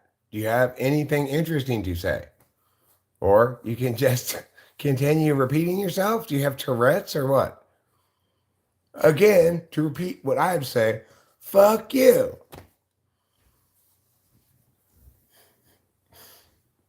Stephen Blake, Hello, it is delightful to see you. I want to transubstantiate this bone rip. That boy Klaus, you'll get the next transubstantiated one. This transubstantiated bone rip is going straight from my lungs to the head of one fucktard, whatever his name is. Forgot already. That's not because of the weed, it's just because his name isn't interesting to me. Who is this guy again? What's his name? Oh, Lester's Fixins, right? Good question, Fly Guy. If you are deaf, how are you in a chat room? How is YouTube more toxic than Kick and Twitch combined? What are you on? Make it happen, Dana. Lol. What do you do for a living? Well, right now we're putting together a vacation rental to use an income property. And I don't have any other job or anything. We're not like set for life or anything, but we're putting together operations, you know. You're literally deaf? You're fully deaf in one ear? Well, then I'm sure you appreciate my joke. It's a pretty hilarious joke. Who is that you're talking with? Rachel, maybe? I don't know. Probably somebody in the chat. I normally just read things from the chat and respond to them. Drugs and Jesus don't combine? Are they like bleach and ammonia? Do they create a poison gas? By the powers vested in me as archpastor of God's Big Heaven Church, it's me, which promises the biggest heaven of any religion, I hereby transubstantiate this bone rip from my lungs to Lester Fixin's head, which is desperately in need of a bone rip.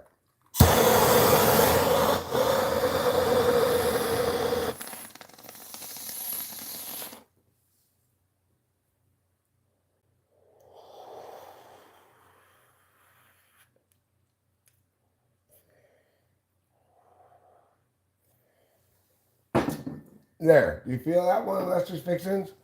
If so, maybe you'll be able to hear God saying, Lester's Fixins, stop being such a dick in my name.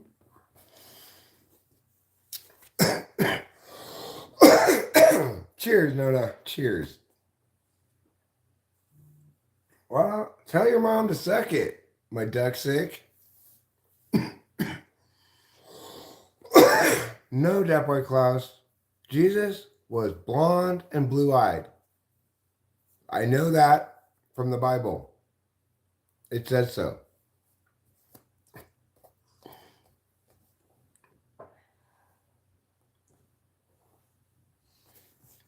You don't believe me. See the famous last words of famous Satanists, at least. Okay, why are there all these crazy religious people here? You know, the people who have the least real connection with God are crazy religious people like this. Like, there's zero possible chance Jesus wants one of his followers going around saying, you'll feel that fire of the drug you're firing to abuse in hell at the top of his lungs all the time with the caps lock permanently down. Okay, sorry, Deaf Boy Klaus. You are being very patient, and that is party foul, Eric. Party foul, Eric. I'm sorry. Let me get right on that, sir. Get right on that. Also, I'm looking forward to starting my new business, Pepe's Piping Hot Pinatas, which sells pinatas filled with piping hot flan. Be careful, it is impossible you will die. The first thing doesn't really seem to follow from the second thing. Therapy sounds fun is back. I remember you. I like your name. Therapy is kind of fun. You know which therapist I want, though? I want Rick's therapist from Rick and Morty.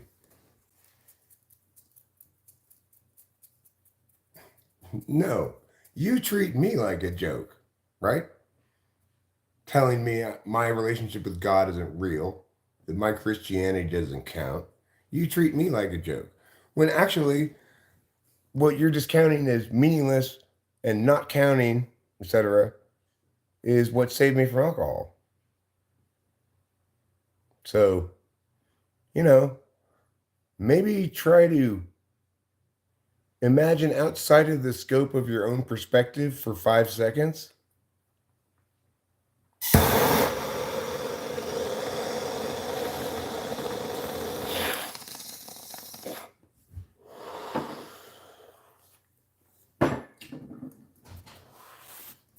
Well, that'll get you hidden, duck sick. I don't like people who say those kind of things about me. So now you're hidden. I tell you what I'll do for you, all you religious people. I will play you a song I wrote about Jesus called If Jesus Were People.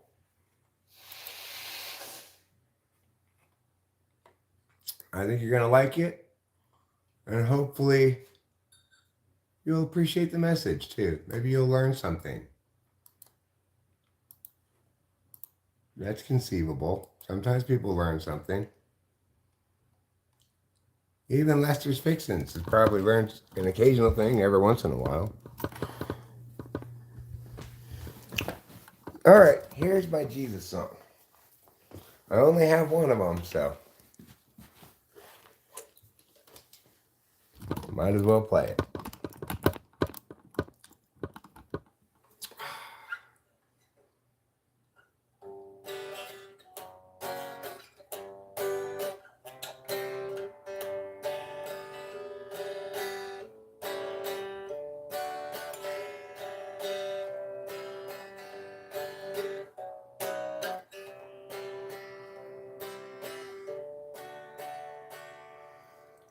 If Jesus was people but absent of sin, he must then have struggled with regular men and women, of course, when they too were present. Disciples all warily eyeing the lesson.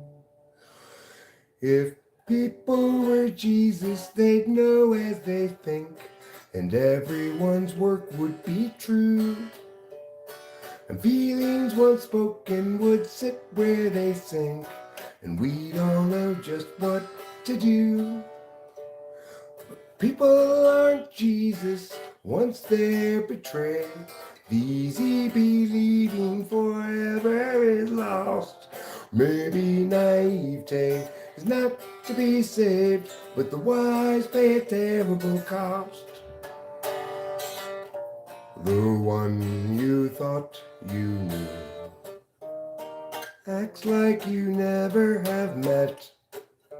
The life you made for two has faded into regret. There's no one unshaken, we all have been shook, but being forsaken don't mean you're forsook. And though in the past we've been hung out to dry, we'll find them at last if we're willing to try. People aren't Jesus once they're betrayed. The easy believing forever is lost. Maybe naivete is not to be saved, but the wise pay a terrible cost. Yeah, maybe naivete is not to be saved, but the wise pay a terrible cost. Yay! Thank you, darling. Anyway, that's my Jesus song. Hopefully you learned something from it. Lester's Fixins. You big jerk. It's like you're critiquing me for cursing at you. You're dismissing my life-changing relationship with faith as meaningless because it doesn't ascribe to your preconceived understanding of a relationship with Jesus. What kind of asswipe behaves accordingly? Well, I'd say only the most asswipery of them, sir. Only the most asswipery. I'm going to get my glasses. I'm going to go outside. I'm going to see if you've learned your lesson.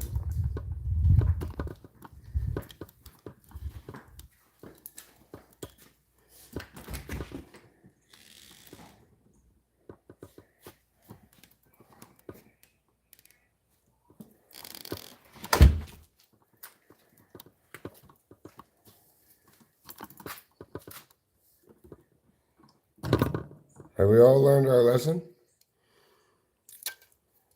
Especially Lester, I mean. Eat alcohol until we laugh by your drink. What does that mean?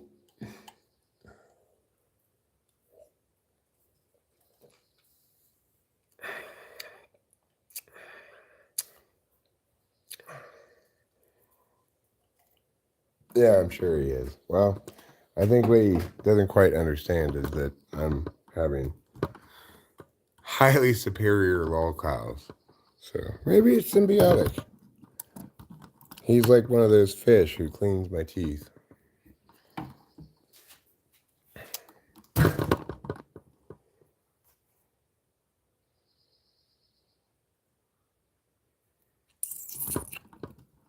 Please Google for you. Tee-hee-hee-hee-hee-hee. Tee-hee-hee-hee-hee. That's how I giggle.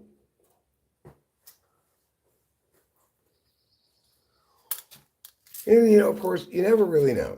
Obviously, I figured fairly early on there's decent chance he's playing a character, you know. But you never really know because people are dumber than you think. They really are.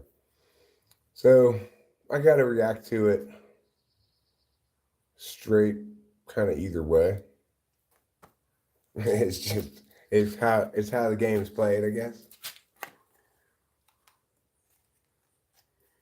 Ignorance and arrogance have doomed America. Well, thanks for your rosy prospectus here, Iron Lion. You sure are also full of caps locks. Like you might think from that, Iron Lion's just for the lolcows. He definitely is not. I'm quite convinced at this point. He's 100% straight up legit. But you could easily conclude that he's just for the lulz as well, you know?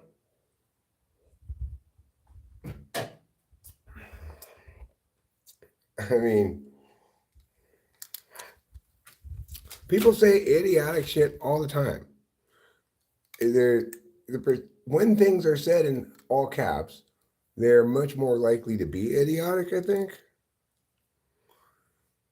It's a wake up call for you all. Well, what's a wake up call? Is the wake up call an actual wake up call? Yeah, they do. They do. They forget that. You can mock me all you want. I ain't losing. I didn't know we were competing.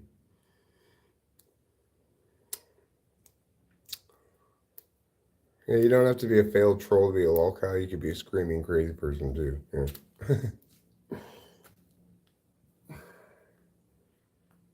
Who's your favorite celebrity? I don't think I really have one. Um, Maybe if Rachel's listening to this, she knows who my favorite celebrity is. I did something so dumb last night. I I got up to go into the kitchen probably to get some candy. I tend to get up in the middle. I don't usually eat candy during the day at all, but I'll get up in the middle of the night and eat candy for some reason. Uh, don't worry, it's not a religion stream. For fuck's sake. OP means arrival? Oh, I thought it meant original poster. When was your first gray hair? Probably 1989, 1990. I don't know. Something back then. Maybe it wasn't that early on. I don't remember really. I would assume somewhere in my 20s.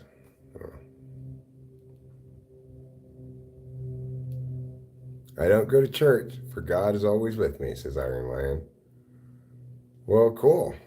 But what if God wants to go to church? Would you go with him?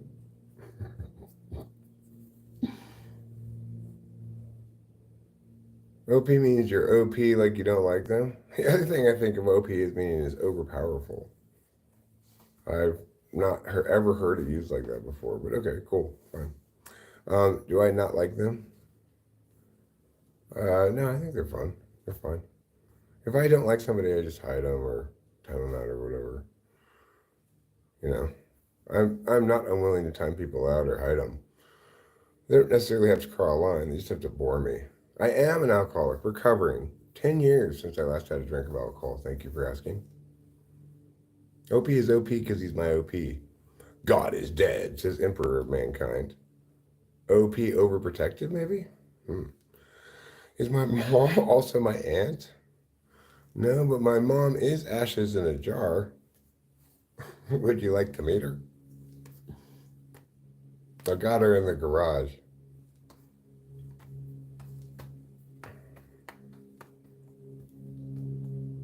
But yeah, when did God die? I've heard this before. God is dead. When did he die, and did they run an obituary? What are your thoughts on black people? I think they're cool. I don't have thoughts on black people, obviously. I don't have thoughts on people, okay? I treat other individuals like individuals, not as part of some arbitrary, stupid ass group. Race doesn't even exist. It's bullshit. I am fluidly transracial. I've been all different races. I'm 52 years old. Yeah. Why they just because God's dead doesn't mean they killed him, Alexis. He could have died of natural causes. I'm not dancing. I'm just moving like this. It's just like when I'm sitting down, I bounce my knee. Right now, I'm doing this. For one reason, I don't want to lock my knees. I have a bad habit of locking my knees sometimes. Okay, but did Nietzsche indicate at the time when exactly God had died? Did he die before Nietzsche started writing the book? Did Nietzsche have to change course during the book writing because God died while he was writing the book?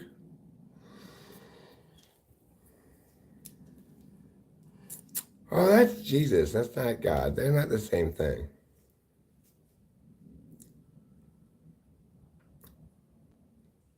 Did you send the link, Lou?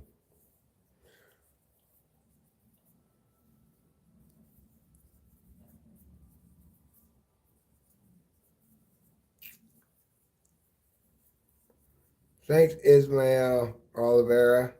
You're a cool guy, too. I want to know when God died and also if God or someone else wrote the book. You mean Nietzsche's book? Nietzsche wrote Nietzsche's book. And as far as who wrote the Bible, it was Jesus's dumbass friends. So I don't put a lot of weight.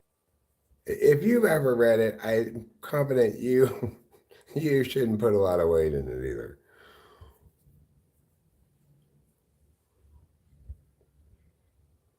Well, when okay, so Hiraji, look, I did not. When I got these glasses, I got them at the supermarket. The supermarket near where we live doesn't have a lot of glasses selection, okay? And there's an even smaller amount of selection of glasses with this magnification. And I saw them.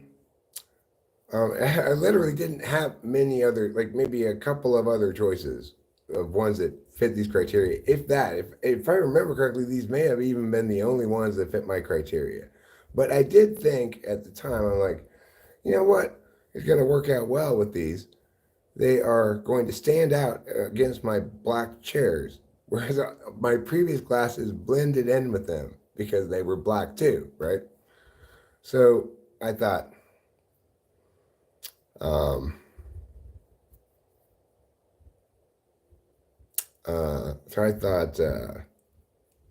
should get them, and I'll be less likely to lose them, right? Now I'm just standing in this walkway. See this walkway here? It's in front of my house. It's not a porch. It's because it's the same height as the ground, right? It's just a covered walkway. It's shady. It's like there's a surprising amount of benefits to a covered walkway. I wouldn't, it's like if you would have asked me before having a covered walkway, do you wish you had a porch or a covered walkway? I would prefer, I would have said I prefer a porch. But now I probably would say this.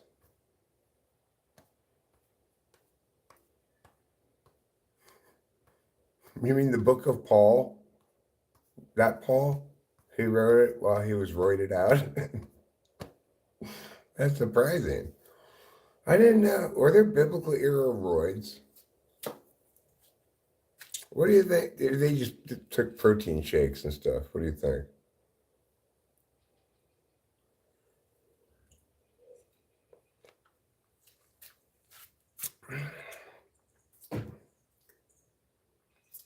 So, if I doubt the value of the book of Luke, do you think the solution to that is for me to read the book of Luke? I dare you to have a great day, GC Riggs. I dare you to do that. What happened to my 39 shirt? I still have it. What will I do if you donate $500? I'll say, wow, Cadney Nelson. Thanks.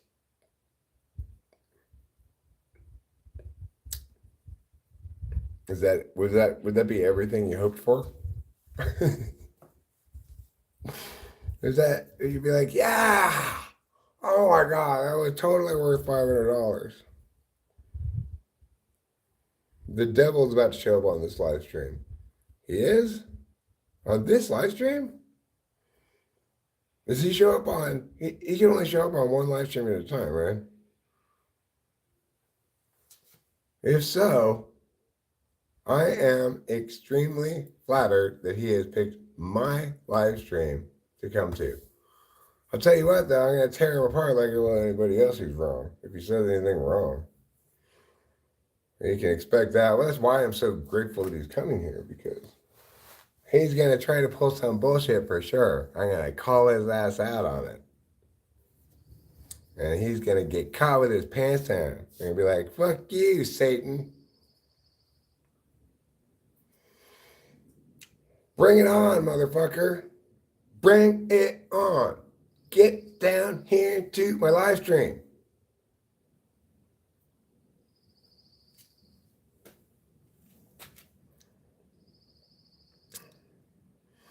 When people say they're flattered, you hear they're flat earthed. I was thinking maybe I'd like to believe not that the earth is flat, but just that it doesn't rotate on its axis. That the movement of the sun across the sky is an illusion caused by reflections off of a thin atmospheric layer of aluminum foil. That's my wife in the house.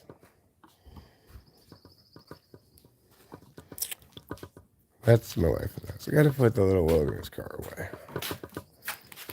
Fucking plumbers. What the hell?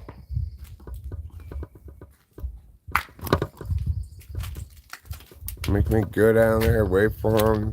Then I have to call them. Where are you? How long have I been with my wife? 4.5 years. We've been married for just like 6 or 7 months now, though.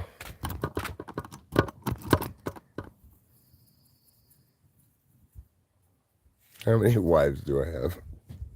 I have had 3 wives, but I'm on my 3rd, okay? But I have 1 wife currently. Tell you what, let's enjoy the stream. That's why I come over here right now, during this short period of time of the year that we have it. We can hear this little stream that trickles down there. It sounds very wildernessy. Let's see. Stop getting sunlight in you. Okay, I'm going over here where it's shadier.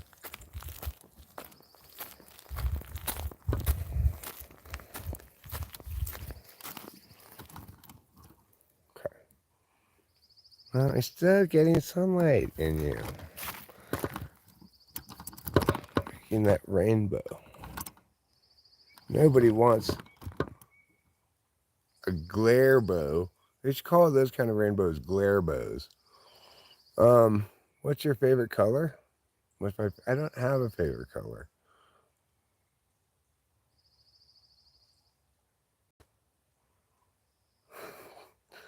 Alexis, who says such a thing?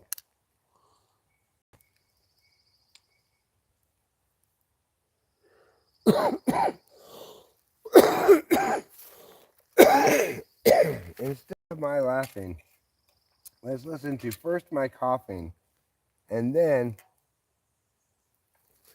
the soothing and quieting sounds of nature.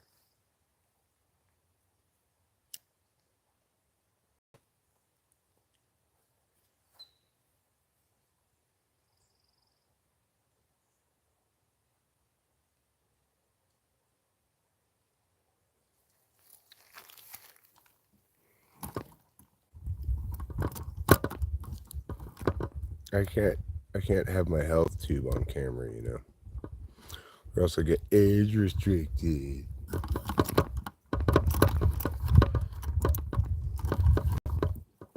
Because it's not okay for kids to see smoking. Oh, for fuck's sake. The world just stop being so Karen-y all the time. You know what I'm saying?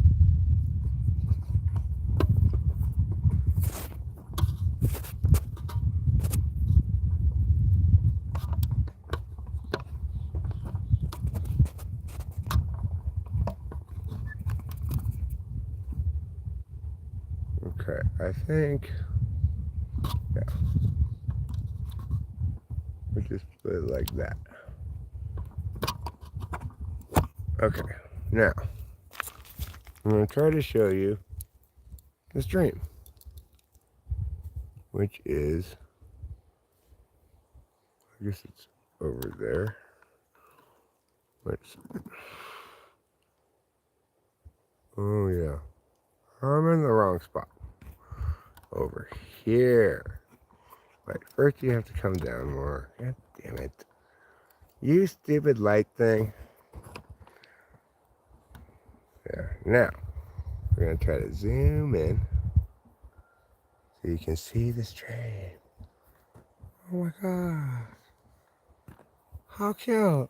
That's so stream. Alright. There. It's the gentle sounds of a forest stream.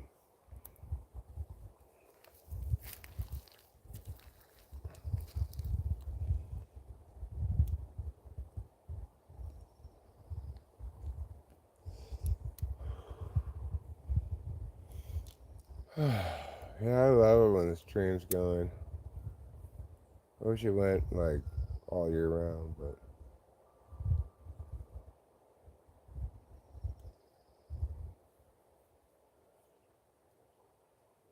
I only have it for like 3 months. We probably had it for like 5 or 6 last year, but it was a super, super wet year.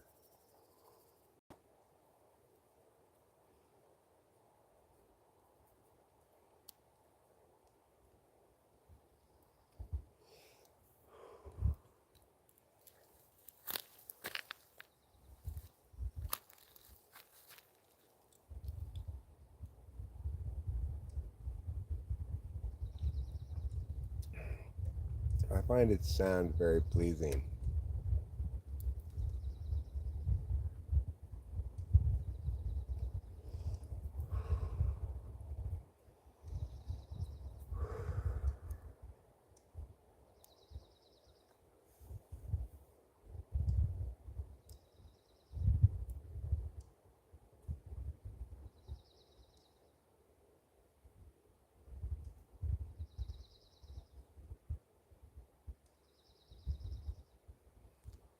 Like this time of year, like right now, I could just stand outside as an activity. It's so pleasant out. 70 degrees. Like, but it's got still briskness to it, like it's mountain air, you know. And all the life's coming in because we just got through a series of storms. Wonderful.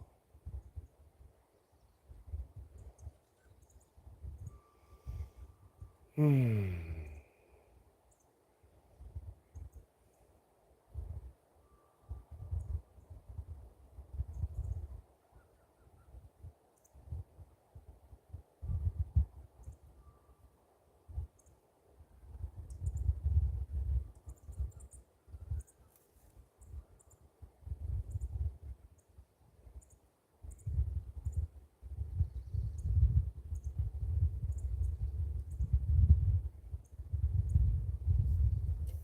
If any of you have YouTube TV, hi Capio. You may be familiar with their moment of Zen thing they do when there's like a filler thing where their commercials don't add up to the right amount of time. Hi Capio. Hello, what a sweetie pie. Thanks for coming to visit me.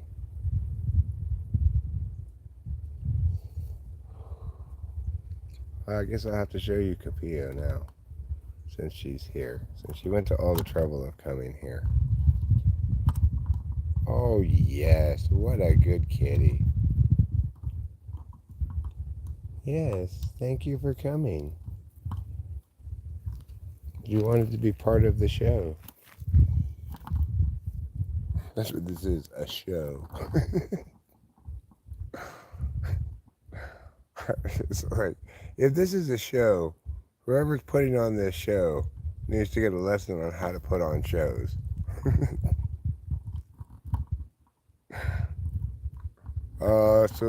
This is my cat in the driveway.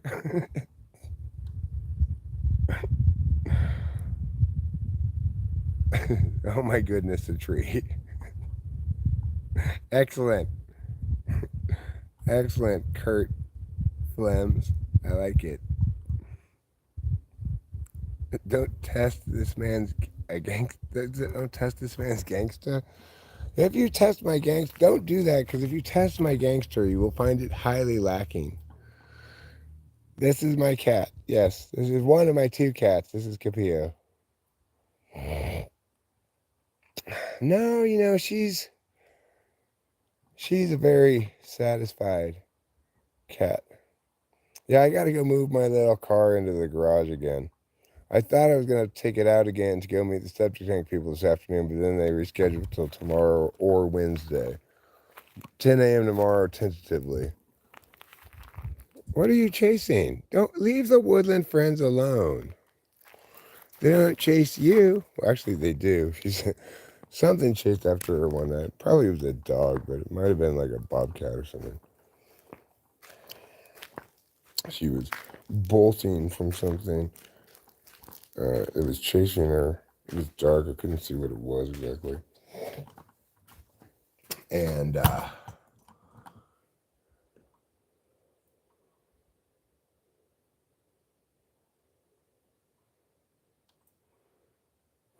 well, I did say earlier, I believe in the stream, that I don't need privacy. I'm armed. I'm not worried about like whatever, you know. I don't worry about privacy concerns very much. I mean, obviously, I protect my financial data information, passwords, stuff like that. I'm security minded, but I'm not privacy minded, right?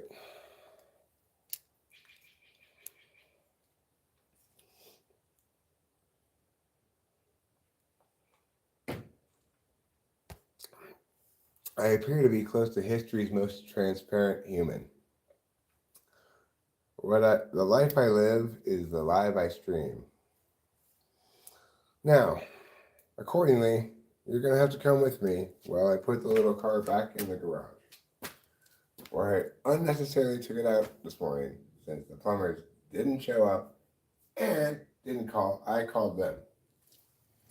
Why I'm still dealing with them, I don't know.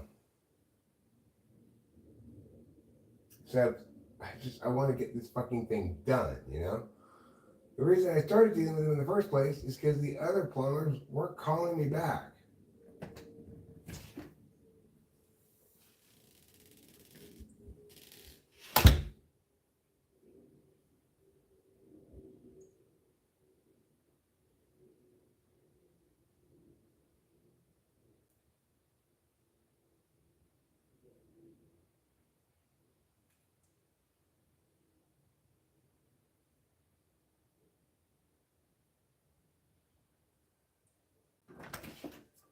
And then these plumbers are basically like, it's going to be more expensive. I'm like, I'm not looking for, it's like, we probably can't beat their price. I'm like, I'm not looking for you to beat their price.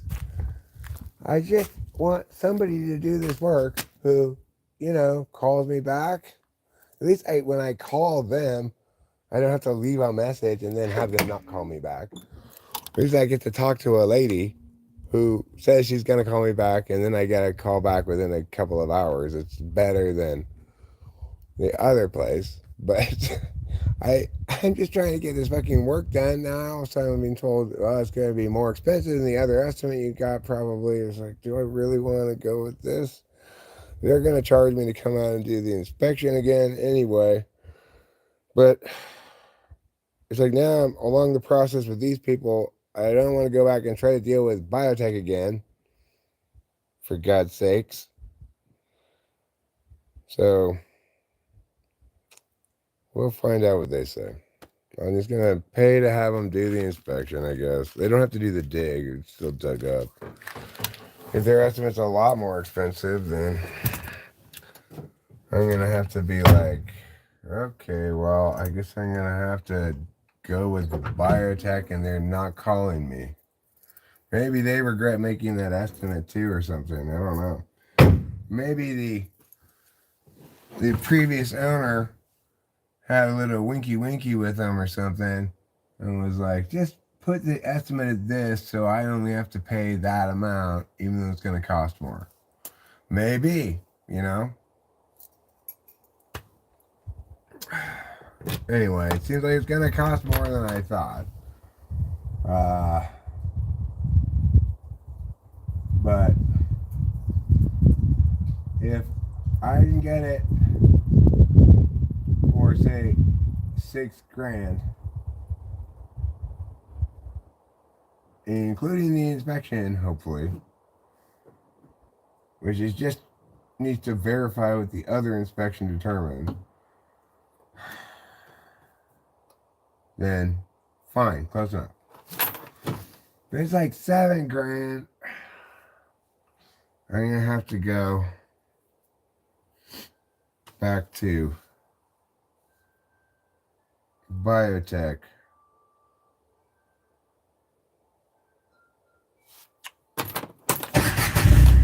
Whatever. For fuck's sake. I just can't justify spending that much more on the same work with the only additional benefit of this plumber having a warranty. I just wanted somebody to call me back.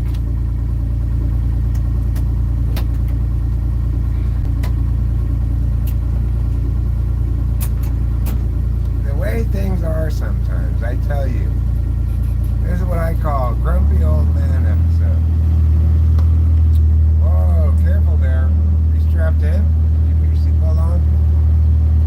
Because, you know, if you didn't, the little cars are going to be like, oh, won't let you drive. You have to put your seatbelt on.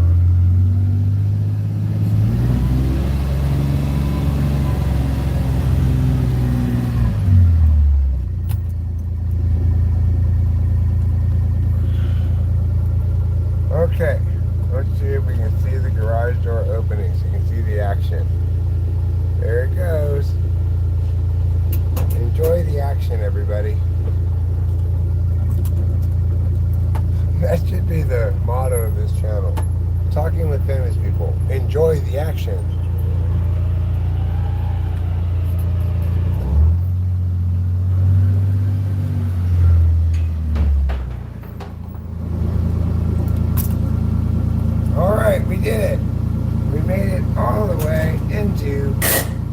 the garage. Good for us. I'm going to need to eat some lunch. I think I'll have some corned beef. It's still good. Monday, Monday. Meow, meow, meow. All right. Let's get out of the car. Let's go inside. Let's have some el lunche, as the Spaniards say.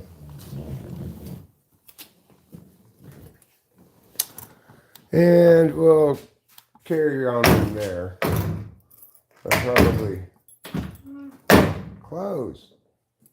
I probably don't have a ton of streaming in me today because I'm not on any Adderall. I could use some more nappage. Got some sleep to catch up on. Still feeling a little sick. But based on today's amazing response in various moments of this stream, in terms of numbers, well, I just keep getting more and more encouraged to live stream as the numbers keep just looking better and better, you know?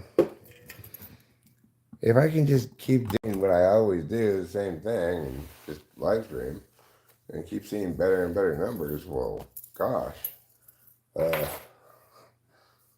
I keep doing the same thing anyway without seeing any improvement. So, obviously, I'm going to be more wanting to do it if I see actual improvement.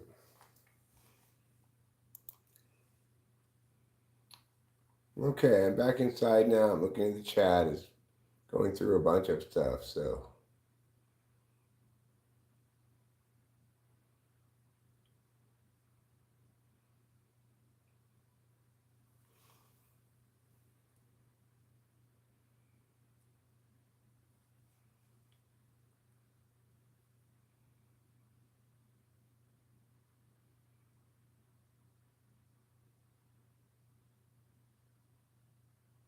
Well, that's what I was saying, Blue Elvis Draw. The estimate we already have is 45 to 5,500. I'm calling that 5,500, okay? Because, like, I wasn't trying to get them to beat any price or anything, right? But I could hear it in his voice when I sent them the documents, or actually when I told them the thing, I guess, before they had the previous people's inspection on it, that he thought they priced it low, you know? So I think it's possible. I mean, I think for replacing 2 leach lines, I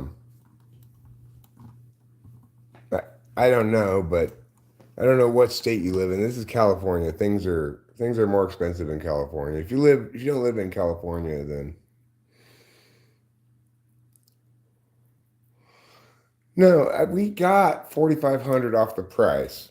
I settled for basically 4,500 off the price, and he left the problem unfixed, right? Based on that estimate, figuring I'd take $1,000 loss on it, you know. The house was still worth it at $1,000 more, you know.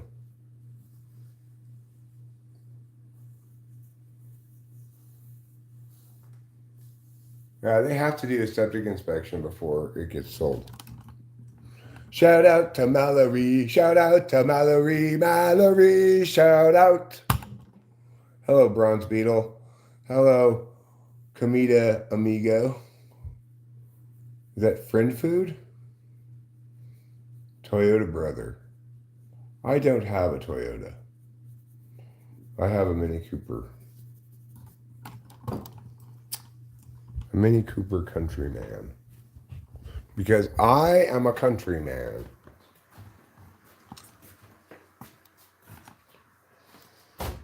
I actually was a city man when I got that car. And for most of the time, I've had that car. And even now, I think you'd. This is where I live is kind of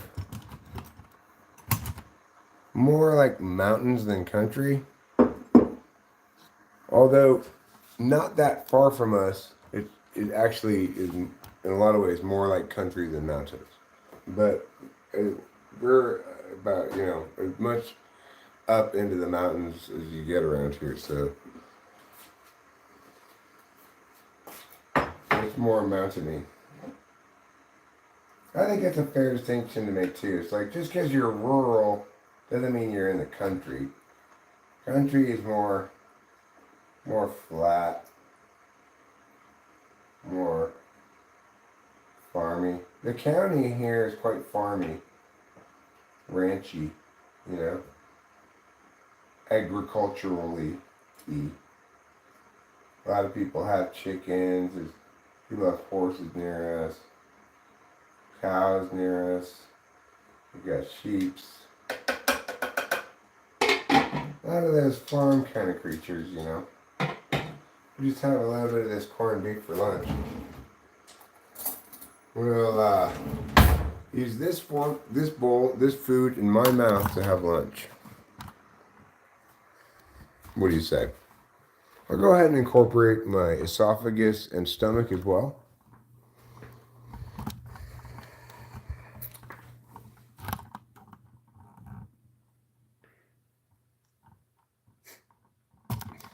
Okay, well, good for you. Mariposa is a wonderful place. I'm sure you will. No, I'm trying to make an artful presentation, like at a restaurant that's trying to showcase the food. Okay.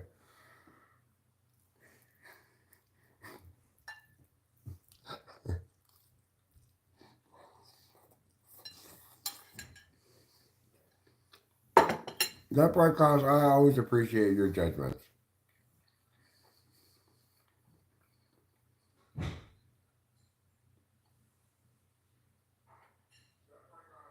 Mm. Do INFJs have a good memory? No, they have a bad memory.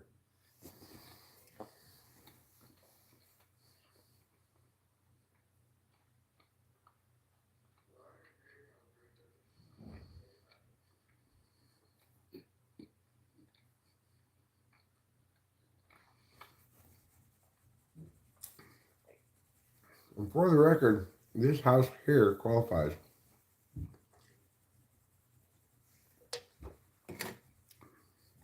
It's not for sale.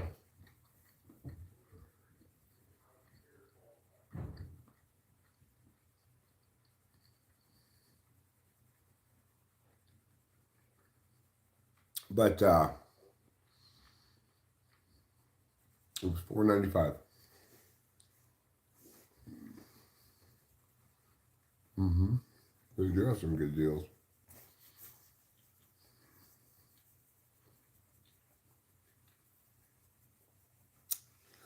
A 3-bedroom bought just down the street was $270.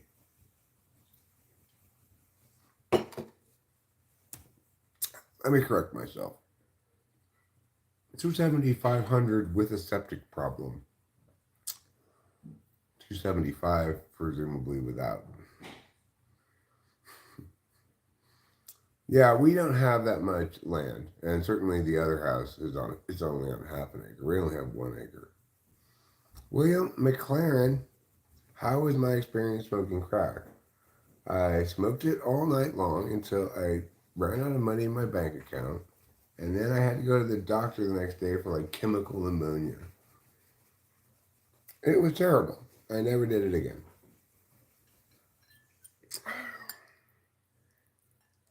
How was your experience smoking crack?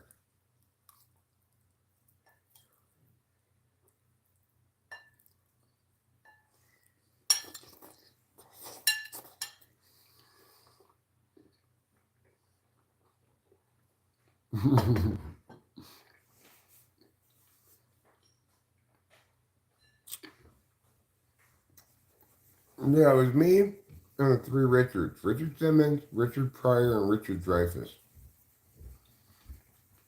Thanks, Nona. You have your dinner and you enjoy it as well. Thanks, Kurt Flems.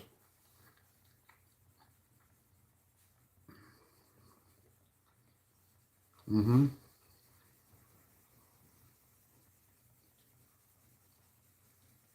You better sleep all day to catch up on rest? No. I'm a big believer that when you are tired, you should sleep. But, of course, I have a chronic problem of getting too little sleep. So, it is the case for me. On any random occasion, if you ask Eric, would you be better off if you got some sleep right now? The answer is probably yes. But if the answer for you is no, then it's a separate, yeah. Well, Kurt Flint, my small number of teeth that I have means eating food takes a long time. I don't want to just sit here and chew because that's boring, okay? Not just for you, it's boring for me.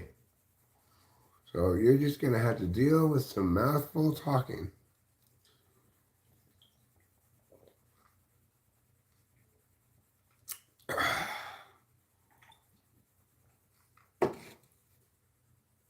I promise, though, not to try to talk to you with my mouth full of liquid. I can talk and eat at the same time. I cannot talk and drink at the same time.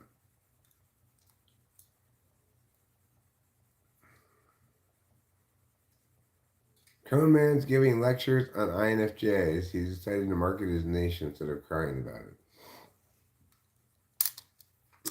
Oh, has he started a YouTube channel or what?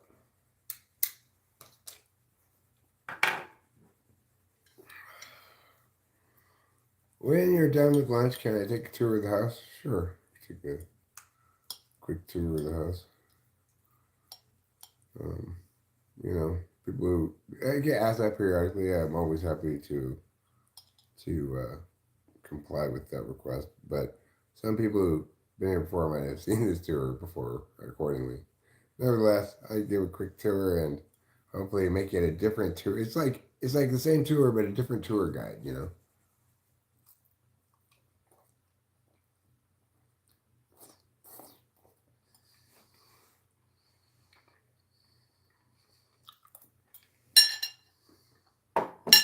This time I'm gonna be Judgy Judy, the snobby interior decorator tour guide.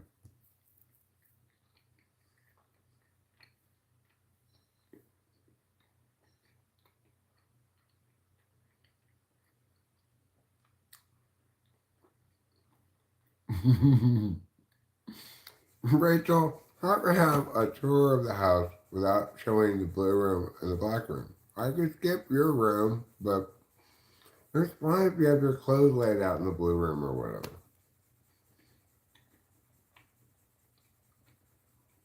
Hmm.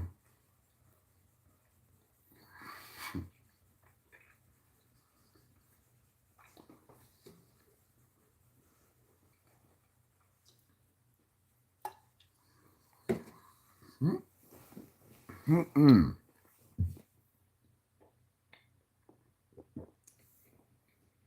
No, no, no. Oh no.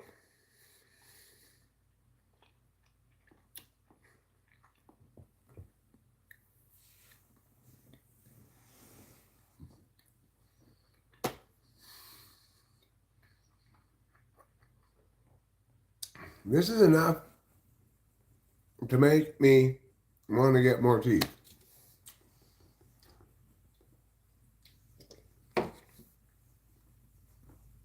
Alexis is back. Welcome back, Alexis. Um, so I think that may have gone over fine in the chat, but it did not go over well with any random viewer stopping in to hear this long pause. You know, there's a certain pacing thing to be concerned with, right? When I'm live streaming by myself, I can manage the pacing the pacing of the thing reasonably well. So, Rachel, can I at least show the blue room? Rachel? Yeah? Can I show the blue room? Yeah, I'm in it. It was fine. Are you sleeping in there? I slept in there.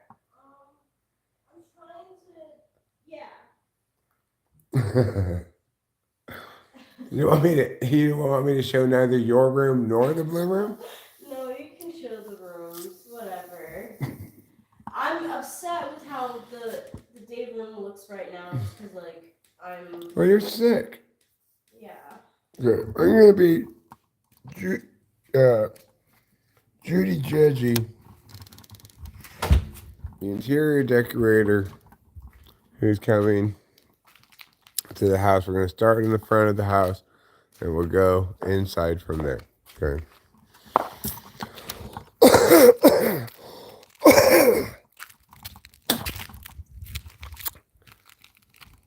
Well, guys, welcome back to Judy Judgy's Home Judgment Show.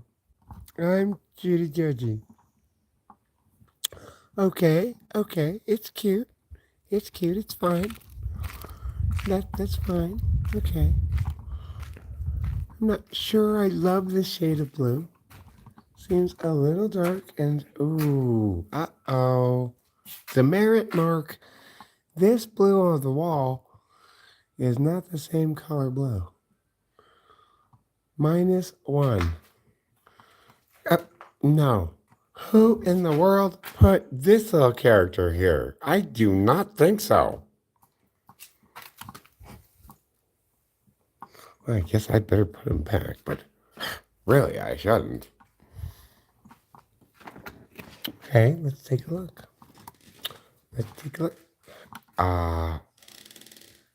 Folks at home, teachable moment here.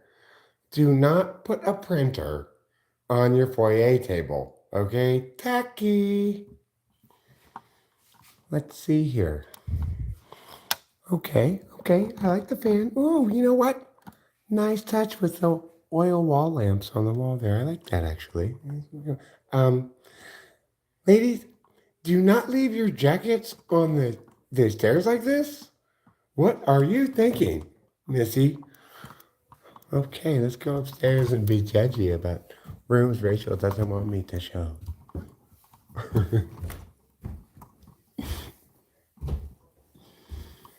Okay, all right. Let's take a look at the top hallway here.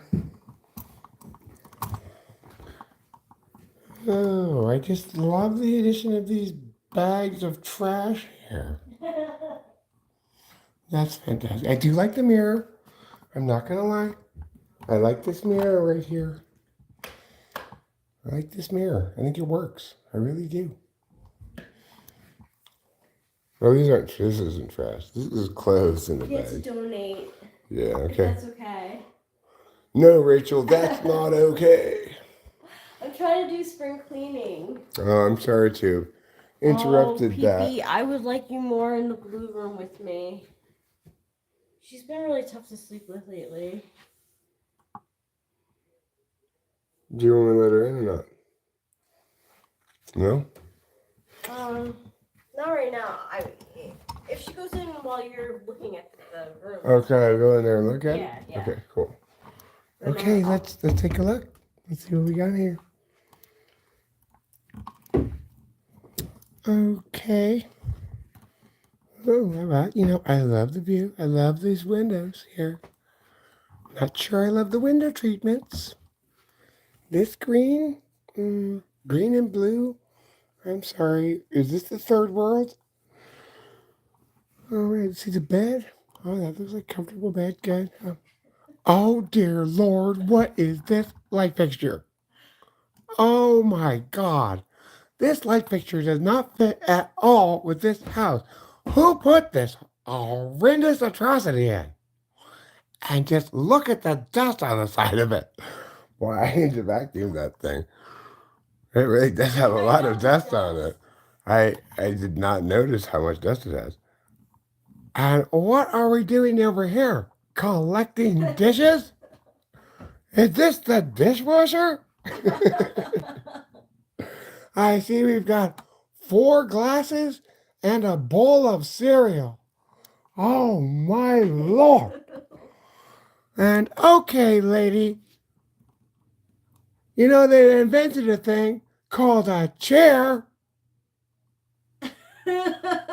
What are you doing? Just putting your makeup on the floor? Are you some kind of animal? And let's see what we have in here. Oh, I'm sorry. This bathroom is dated. I do not like it at all. Not one bit. This dated wood cabinet thing. Oh, this horrible brass. Ah, it looks like 1982. And this tub is tired. A tired old shower tub. Oh, they need to redo that bathroom. Wow. Pronto. Have we looked in here? Okay. Again, another light fixture lamp, different than the previous one, and also horrible. Who would put this non-matching fixture and lamp and fan into this otherwise nice house? Only some idiot would do that. Okay, let's see. Well, you know, I like the bed. I like it. I like the bed frame. It's a little black, maybe, but that's fine. I'm not racist. And I like this. I think that's fine. It goes with the black thing over here. And this lamp's a nice little touch. Nice little bird. And now look at that. Yeah, there's outside. Outside is outside the window. I like the way they position outside on the other side of the window. And this is nice. It's like you're up in the tree. Like you're up in the tree like a little bird. Okay, now the window treatments are a little better here, right? This gray matches with the house and the black and the white of the room pretty well. Of course, all of them are betrayed and befouled by this horrible ceiling fixture. And ew, what's that? A ceiling fixture remote control? Is this a house for paraplegics?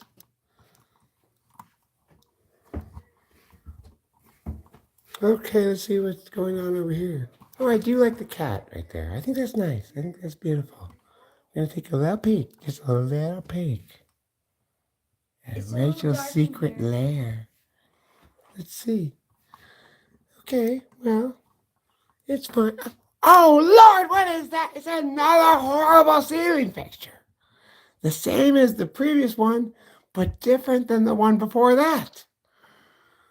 Oh, no. Now, this I like, okay? This window here, looking out onto that nice little hill. I like this. I think that's cute. I think that's fine. All right, let's go take a look downstairs. Let's see.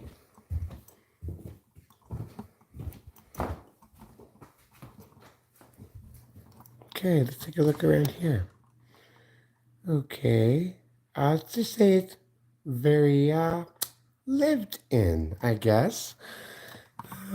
Okay, guys, quick message to you. Please put your guy toys away. There are closets, okay? Do not just leave them in the living room. Okay. Well, it's a nice room. I like the furniture. It's nice and plain. It doesn't do anything too much. I like the floor lamps. Let's see. Oh no, what is this? Another horrible ceiling fixture. Oh God. Nice big TV that works like the plantation shutters. Let's take a look in the kitchen. Ew. Dated. D-A-T-E-E-D. Dated. Again with this horrible brown cabinetry. Just please, people out there, do something fun with your cabinets. Don't just leave them like this. Paint them, sand them. Get out there, get your hands dirty. You know? I hate this blue linoleum. I think it's terrible. This is absolutely terrible. It look any more dated. And oh my God, what is this atrocious monstrosity? It's an even bigger third kind of ceiling fan that's been arbitrarily shoved into the ceiling of this room, destroying the aesthetic of everything. Who could possibly put such a thing in there? And then I believe these window treatments are one color and this one's a different color. Okay, guys, ladies, some things that's just inexcusable. Don't be that lazy. If for whatever reason you didn't get enough of that color, reorder it and get another one. This fixture is the least appalling of them, and I still don't even like that one. Let's look in here. Let's take a look in this room. Oh, I do like the cat on the table. I don't like the trash can.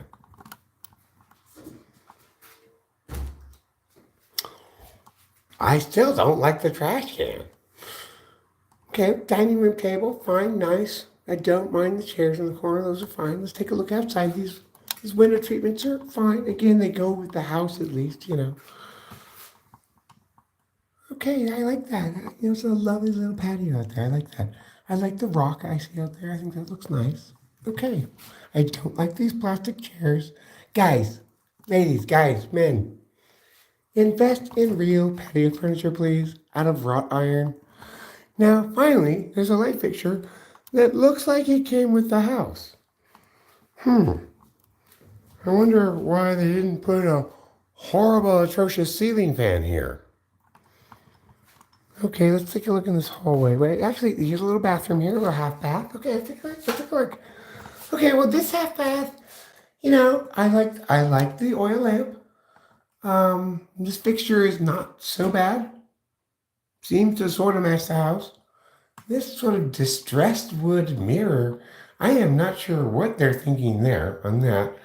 They've got this mishmash of different, like, what era is this, and what era is this, and what era is this, and what era is that? It looks like they've fallen into a time machine blender and just throwing a bunch of random shit together. I do like the blue. I do. Okay, let's look at the hall. Okay, I like the hallway. It's a nice hallway. You know, not, and the fixtures in here, I can live with it. They don't look like they go with the house, but I can live with it. Let's take a look in here. What is this? Oh, a bunch of wires. Wonderful. Okay, guys, with your guys' stuff and your toys and your wires and stuff, put them away, okay? Guys, that's what there are closets for. I know this is a closet, but there's a closet within the closet to put them in too, okay? That's fine. I like that. Does it have a light? Does it have a light? Let's see. Oh, there is a light. How fun. Now, there's a sensible fixture. There's a sensible light fixture. Why didn't they do that in the other rooms? Oh, my Lord. Well, let's see. What's this? Pantry. Okay, fine. Nice size pantry. I like it. It's a good pantry. I'm just glad they don't have a sign here that says pantry. What's in here? Vacuum. Oh, I know what these tubes are. This house has a whole house vacuum, doesn't it? Let me just check over here. Let me take a quick look. It does. Oh, for those of you at home who don't know, a whole house vacuum, you plug the vacuum tube directly into the wall and it sucks up the stuff directly into the garage. It's a really nice feature. I do like that feature. Okay, let's take a look in here. Okay. A little crowded with this drying rack, I think. Especially when they have one right here. It's really kind of cute. Doesn't go with the house, but okay, washer, dryer, normal things. Again with the black here. I guess it's supposed to match the black one in the kitchen. Sorry, no dice, folks. You're not pulling a fast one over on me. They all need to be gray. All right, see, and this shelf is so poorly placed right here. Who would put this horrible shelf in above this lovely laundry sink? I do like the hamper. I think it's fine. What do we have out here? Let's take a little look. Okay. that deck looks really old and warped. Guys, redo your deck at least every 10 years, please. Okay, well, that's fine. Let's take a look over here. Let's see what else we got in this house. I think we're about done. We've seen so far 2 bedrooms, 3 bedrooms. I think this is a 4-bedroom. One of them doesn't quite qualify as a bedroom because it doesn't have a closet in it. Okay, first of all, guys, just make your bed, okay? It doesn't take that long. Just make your bed, please. So we don't have to look at stuff like this. This little lamp is okay, I guess. And oh no. It is yet another different kind of lamp, fan, ceiling fixture. Also wildly inappropriate to the house and way too big. Who put these things in here?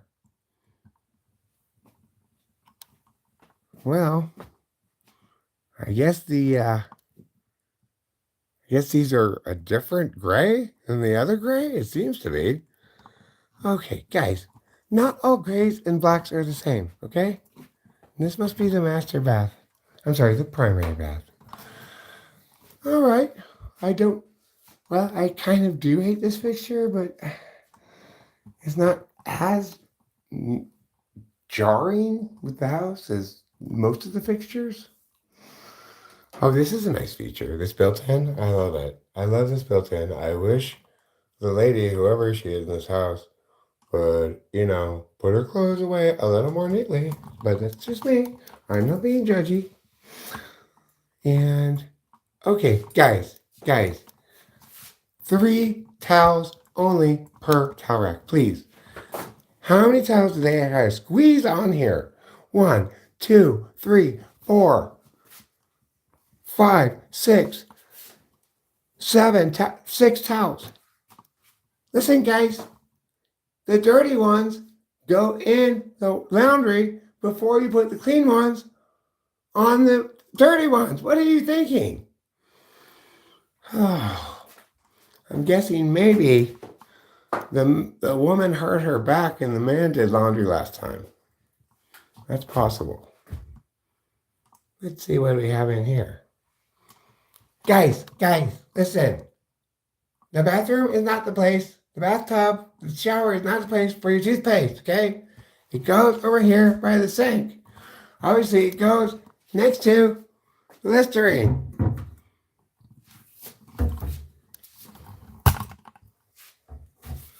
Speaking of which, I think all this judging has made my breath bad. So I'm going to have a little Listerine.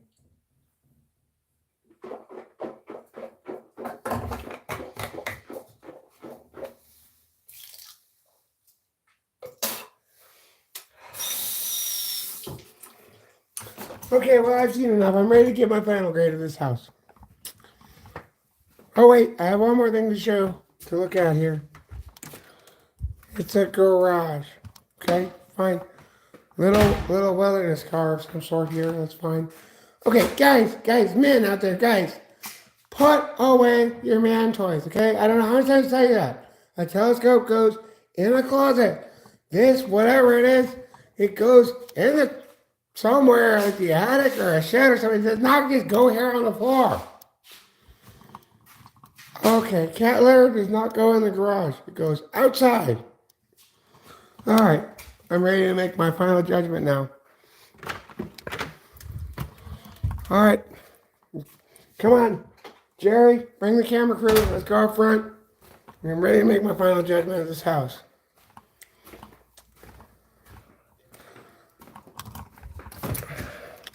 All right, yeah, let's set up right here. Let's get a shot of the house. Just get set up. Just show me, and then show the house behind me. To make my final judgment of this house, okay?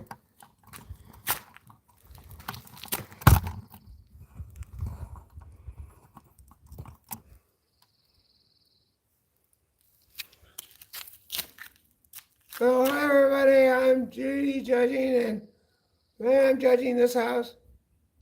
It could have been a lovely house, I'm sure, but there were a number of critical mistakes made in a number of key areas, and unfortunately have caused my evaluation of this house to go down.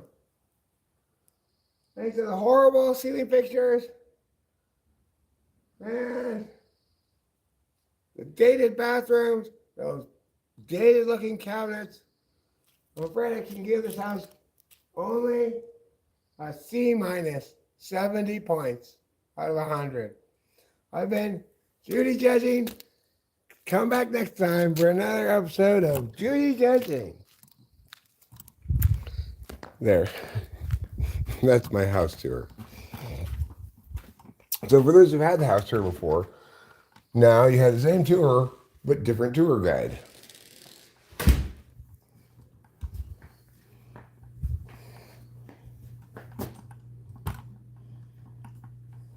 That way, people will be like, oh God, not another house tour.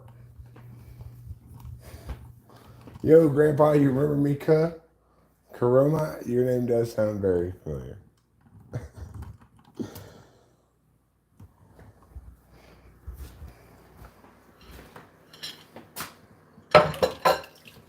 Well, look, Judy Judging is a very harsh judge. I'm not saying that's what I would give this house. Because it's my house, I'm going to be biased and give it too high of a score. But yes, I remember you, Karoma. I said I remember you. I didn't say I forget you. What do you always say? Oh, I'm a little lay dog.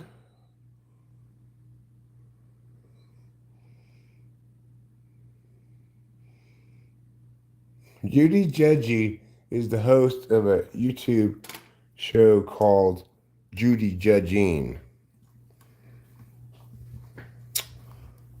Her last name is Judgy. It's actually spelled I-E though, Lou, just to make you aware of that. Judjie. It's French. It means judgy.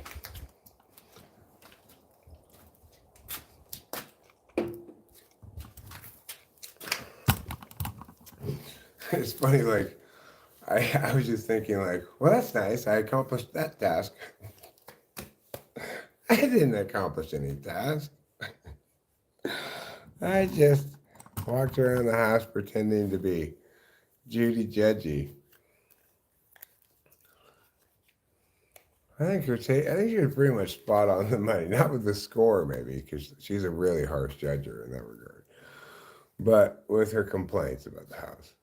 I think her being judgy about like it being messy, I don't necessarily approve of that because we aren't that messy. It's not filthy or anything, you know.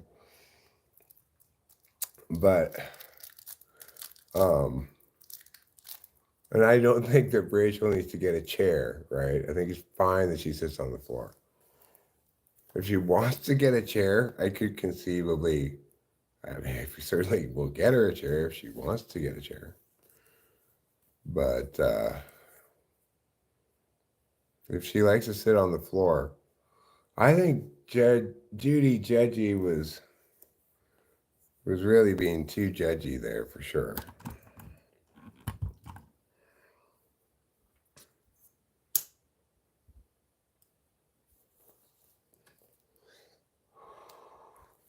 Oh no, I do not like this at all.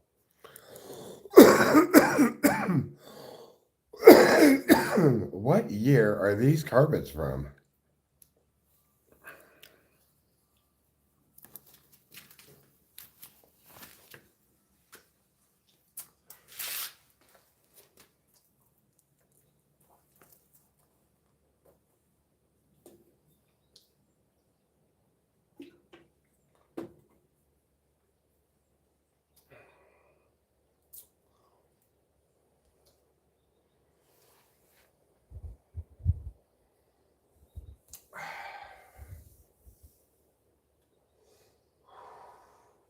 So after this health tube, I'll go in and I'll read the chat a bit.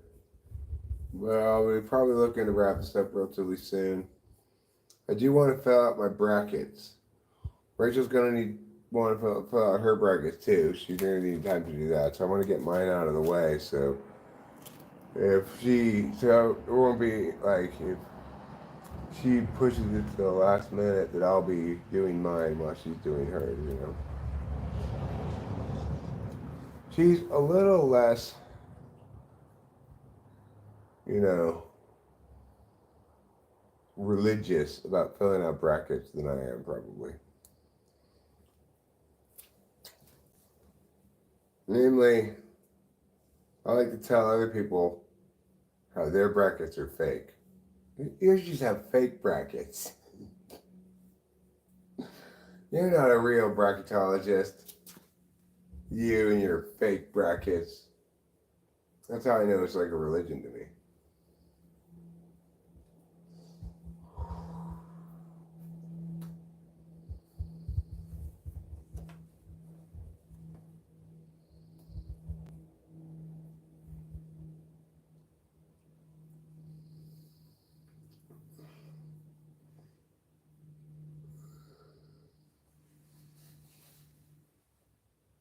Like, yeah, when I get to the house here, I can't help but be mad at the previous owners who put those stupid fixtures in. I know it. And I wish I could just restore the house to its former beauty. I'm sure in its previous incarnation, it had fixtures that go with the foyer fan and the dining room. The only two places that seem to have retained their original fixtures.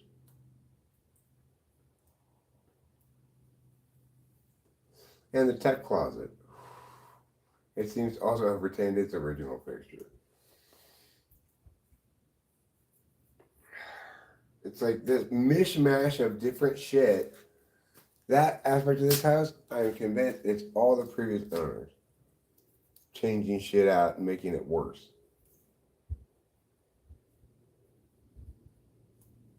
It makes me mad at them. Like, why did you ruin this house? I mean, they didn't ruin it. I'm not saying it's like, it's a total write-off at this point. No, I'm not saying that. I'm saying it was perfect the way it was. I am certain of it. It was perfect the way it was. The person who designed this house killed it. But they had to go fuck up this genius's master work.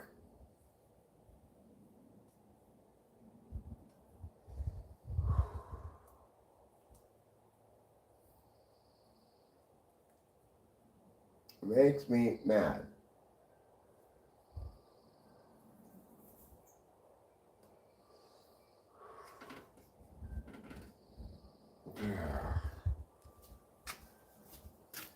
I don't like those fans. I don't like them at all. I don't think Rachel likes them either. Yeah, the lights in the fan don't work in the black room. The batteries are done in the remote in the master bedroom, so it doesn't work in there anymore either. It's like, if we just had regular light fixtures, we wouldn't have all these problems with these fucking things. And when they do work, you have to have this, like, specific combination of the switch, the chain, and the remote control to make it work anyway. It's insane. Oh yeah, I'll show the front again.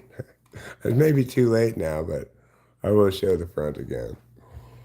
I hate those ceiling fixtures. This one I have the fan on now, but if I didn't have that fan capacity, and I had it on just because yesterday morning or the other morning or whatever it was, the room was getting all filled with smoke. So, but I could just turn this one on and it moves enough air anyway.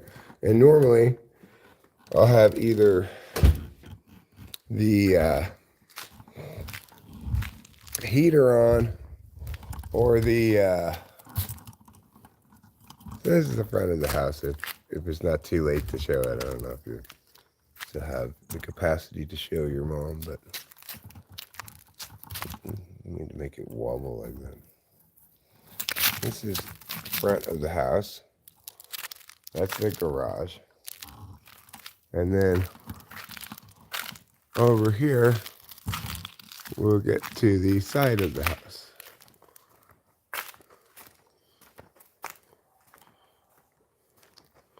Here's the side of the house. One thing I want to do is take that dumb satellite thing down. We're on propane, so here's our propane tank. And I do really like this stone walkway part here, or whatever you call this. And got this little patio here too. This is the back of the house. And back up there is the black room. The window's kind of up in the trees, I think is cool. And there's the blue room. That's the master. And I really like this moss. I wish this was all moss and no rocks even. That'd be great. And then if you see it, there's a shed down there. Part of our property too. Property line is just past the shed. We don't have that much land. Compared to a lot of people in Mariposa. We actually have a decent amount for this neighborhood. Some of the lots at least are half an acre, so we're better off than that. The other house we have in this neighborhood is on half an acre.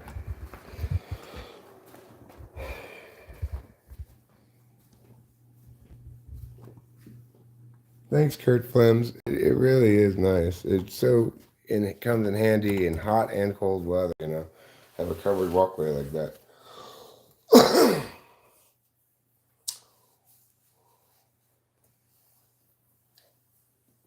No, proper man, I cannot do that. Sorry. If you want to find investors for that project, you're probably going to have to disguise it as something else, I would guess. Or if you want to have people as stockholders in that project, which I guess the landlord would be in that instance.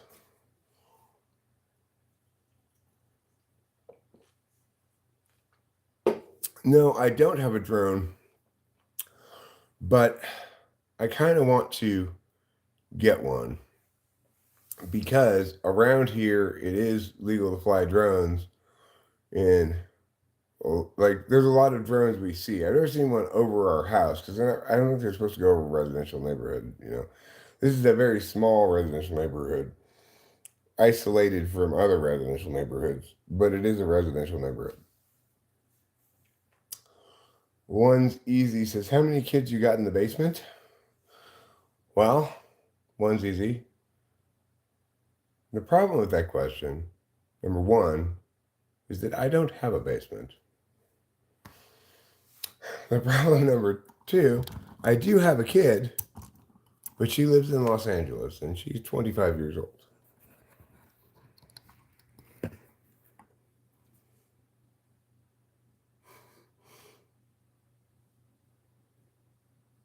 Okay.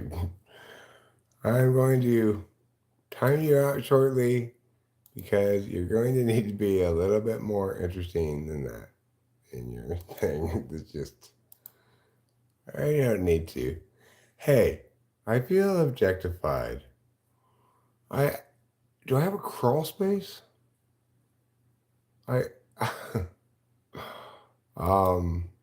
No, I don't keep any kids anywhere, obviously. So I will go ahead and hide you on the channel.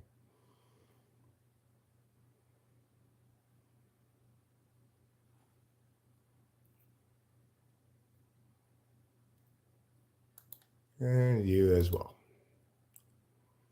Hey, Purple Kush.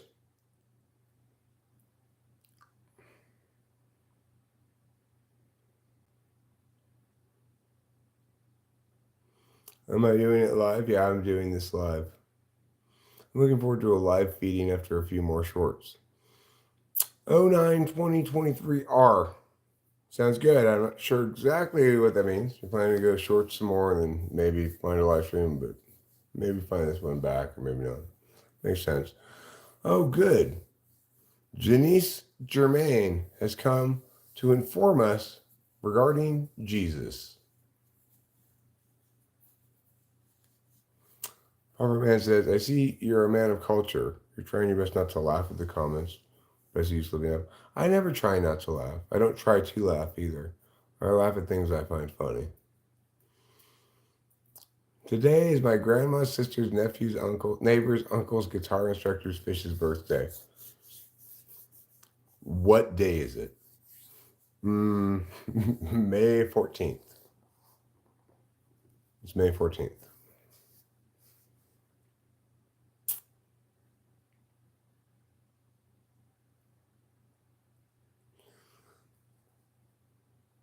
You're welcome. No, I'm not. All I'm saying is you probably got a really good sense of humor. Well, thank you, Pufferman24. I do have a good sense of humor, at least in the sense that I think I enjoy things that are funny quite a bit. I like things that are funny. Different kinds of comedic stuff could be SNL skits or whatever, but I only like the ones that are actually funny. Could be like, cartoon, Rick and Morty or something, or and I do think it's hard to find good comedy stuff that I can enjoy. I like comedy stuff a lot, but it's one of the leanest area of production in all of media, right? So, but thank you for saying so. I appreciate it. Did Jesus forgive Hitler? Well, yeah, I guess. And do you mean, has Jesus forgiven Hitler? It could still, like, Hitler could be waiting. It should still say, like, in process. It could be like this. But hold on, Lidl. This is going to be new information, because I think we're onto something here. I think that what's happened is this. Jesus has just informed Hitler he needs to submit more paperwork and or different paperwork.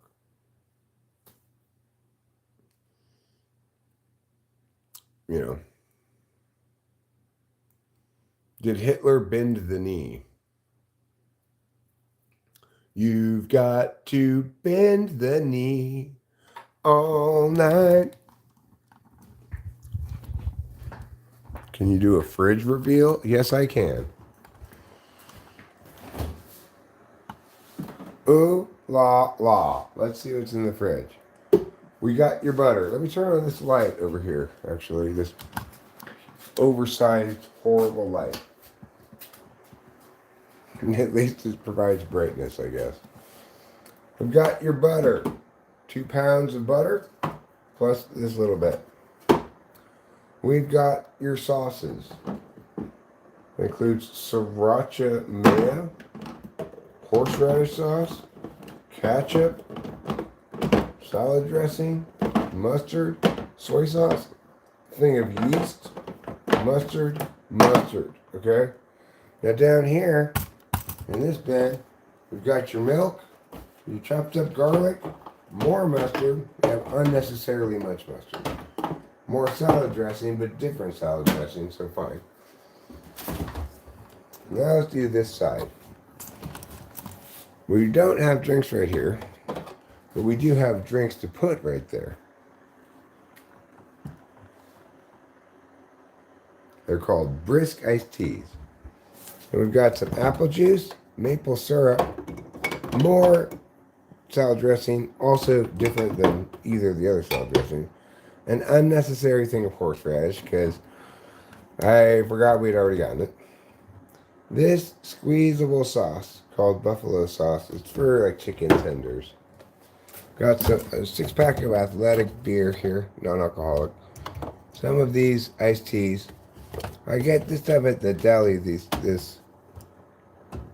is olives and feta cheeses mixed in together. Got your Philadelphia cream cheese. This time I failed to go whipped, and I determined It doesn't matter. This works fine. Nathan's Pickles, Coors Edge, non-alcoholic beer, oat milk, heavy cream, Klaus Toller non-alcoholic beer back there, paste pecani sauce on top.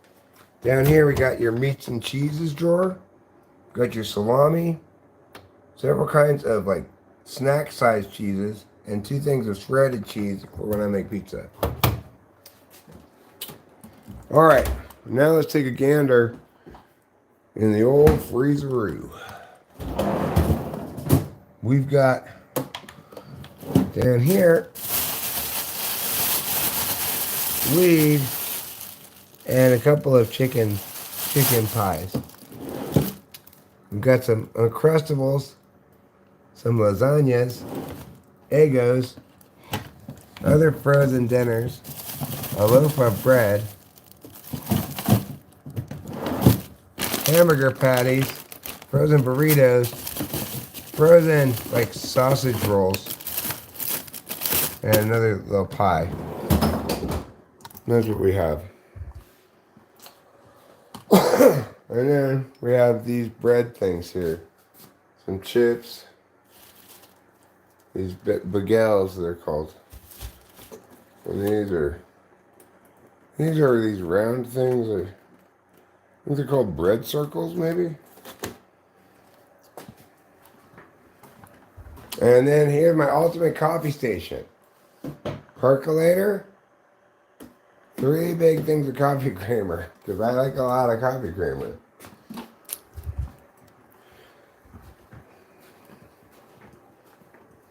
And sometimes, when I'm feeling naughty, I'll pour a little coffee creamer from each of the coffee creamer containers. Rachel rush downstairs. Don't open those other ones yet. No, not really.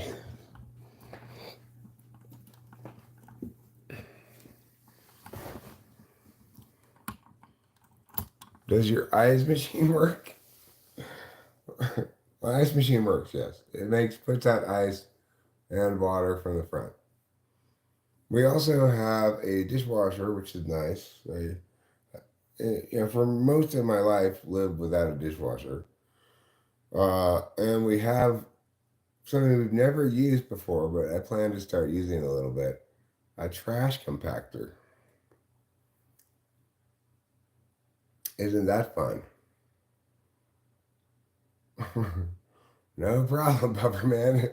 You like to look in fridges? Well, unfortunately, it's only going to be interesting to look in my fridge one time. So, you'll have to move on to other streamers and look in their fridges. Well, you know what? Merely a spoonful of it? That doesn't even qualify as naughty, Lidl. You gotta eat at least a quarter cup. At least maybe even a third of a cup of it to qualify as naughty. The problem with eating coffee creamer is that it doesn't melt in your mouth. It's just like eating a bunch of powder. Coffee creamer tastes well.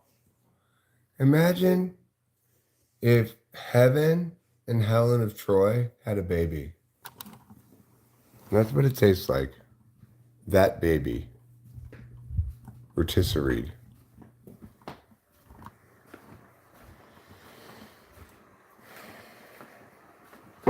Well, what's surprising, what you probably wouldn't expect, is that when Heaven and Helen of Troy had a baby, it actually tasted terrible. But they determined that when they mixed that baby into a cup of coffee, it tasted delicious. I'm going to demonstrate now how to make a cup of coffee so that we can all learn this important lesson before I end this stream.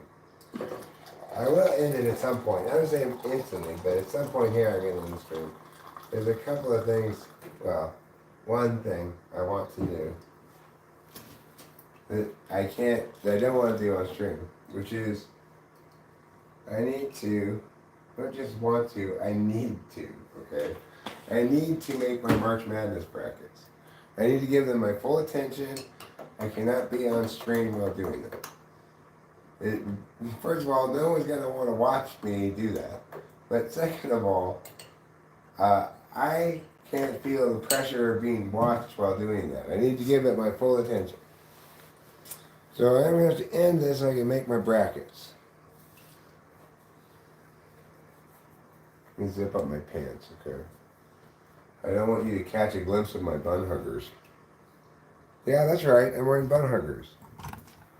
No, they're not girly underwears. Okay? What are you? My bully? I think they're just as manly as boxers. I might be wrong about that, but that's what I think anyway.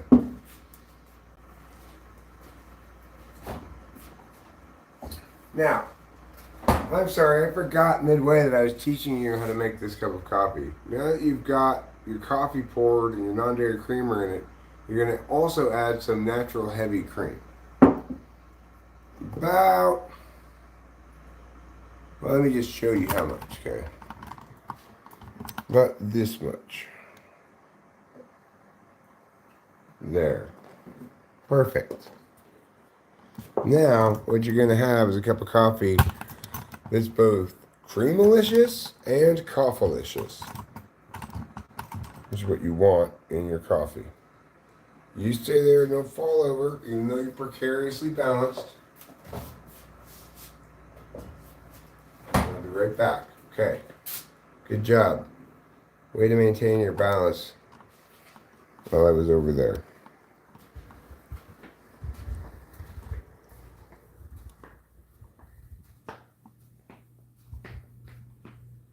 I mean, I don't keep track, but I drink a lot of coffee a day.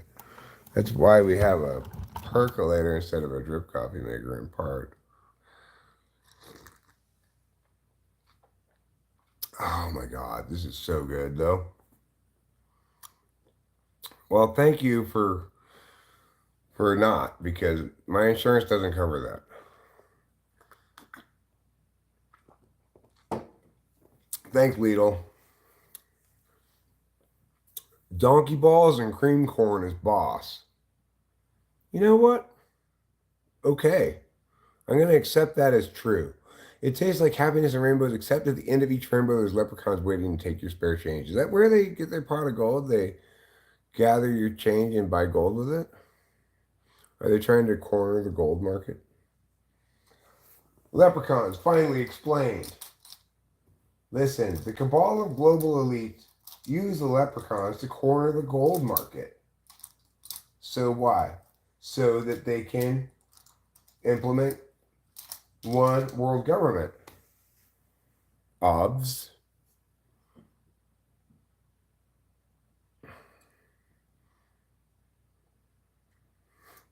Yes, I do mind if you move in, because my house has such a calm and comfortable air. Because it's just me and my wife, you know? We get along swimmingly. We do like to have visitors sometimes. Let me call. This is a plumber. I gotta take this call. Don't worry. Don't worry. I'm back. Were you scared that you had lost me for a moment? Did you go to the lost parents part of the park? Anyway, it was the plumber. We're still on for tomorrow. I'm glad they called back and followed up with me on that. That's at least reassuring that they're not going to do it this morning, which is not show up and not call me. What kind of work did this man used to do? This man, me? I'm a competition debate coach. I had my own competition debate business for a while called Autonomy Debate. Prior to that, I worked as the director and head coach of Kudos College of Youth Leadership, which was a competition debate school. Prior to that, I was the debate coach at Rebay Academy, and then prior to the, also at that time, teaching English at Rebay Academy. That's what I did. I used to do. But what kind of work earned this house? Why, the important work that my parents did by dying. And I guess the work that they and my grandmother did putting together the estate, you know. My grandmother was a pharmacist. She was the first woman pharmacist in Arizona. But she also was a serious, like, investor type person. She was always looking to save, invest, whatever. So,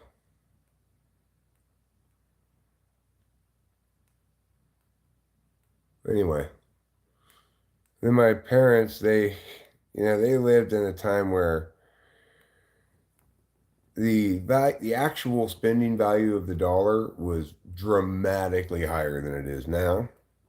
And during that same time period, in like the late 60s, combined, they were bringing home a paycheck of over 30,000 a year.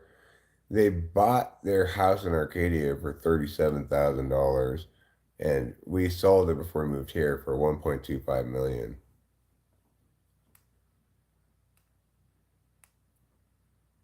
So that shows you the difference in spending power, right? So if for example you go, okay, well, 37,000 times what is 1.25 million versus, say, the salary of one of them around the time when they bought it, which is like, say, 15,000 times the same amount, your salary would have to be huge, right? That shows you that the actual spending power of dollars is dramatically less today. And I agree with Lidl. I blame the leprechauns.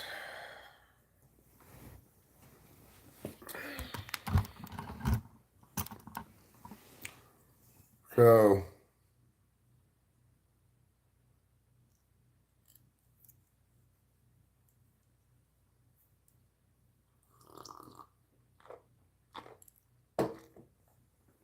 you mean like loan rates and stuff? Interest rates? Well, we aren't financing these, so it doesn't matter to me.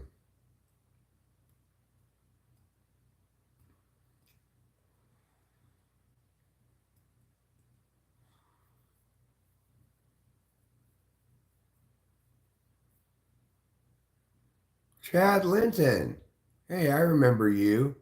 I remember your soulmate, actually, I think, more than I remember you. Your soulmate was. Did you have Miss Scoliosis, I think, maybe? I have to look and remember. I'm not planning on drawing anymore today. In fact, I'm gonna wrap this up pretty quick. Uh, I'm not on any Adderall. I should get it tomorrow, but in theory, I might not get it till Wednesday. Oh, here she is. No, Linda Cormunden. Linda Cormunden. Uh, I remember now. Yeah, she's got some knocks on her, doesn't she?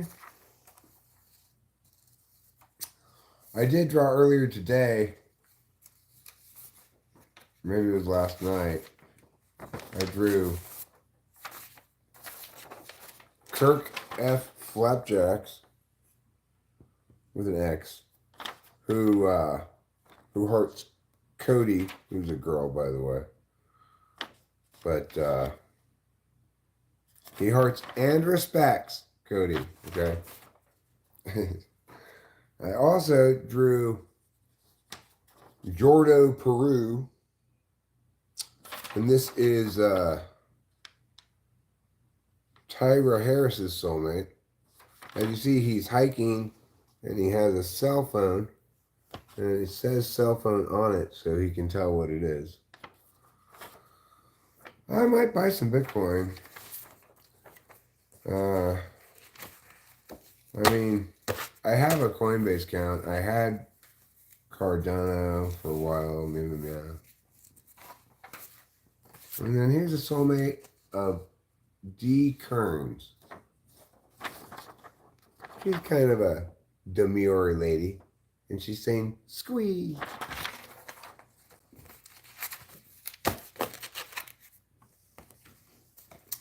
Oh, I yell sometimes, right? I've got, there's a video on the channel called Host Eric Yells at People. Yeah, I think I like the fact that it's adjusted back down recently. It makes me want to buy it.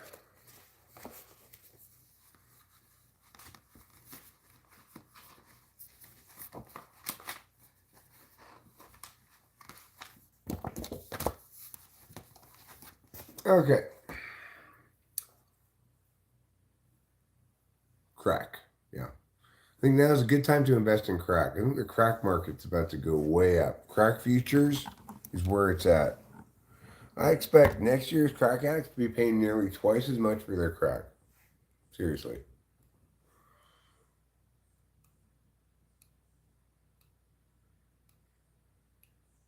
Yeah, I should hit it now. It just like the last couple of days corrected back down, which I like, and makes it a better buy again, you know.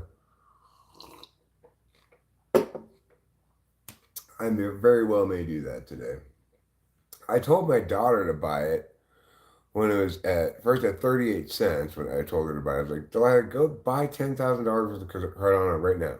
She's like, I'm not gonna put $10,000 in the Cardano. I'm like, oh God, look.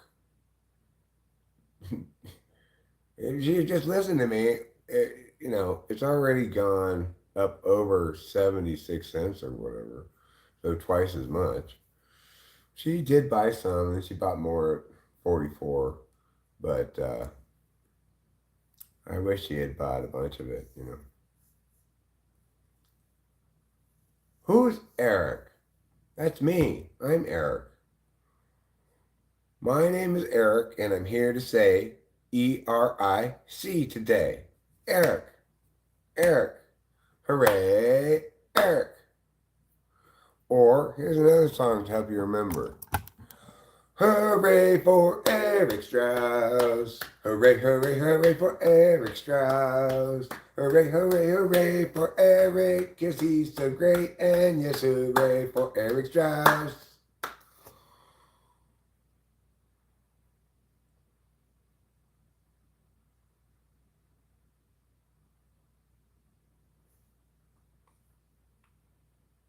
What's it at right now?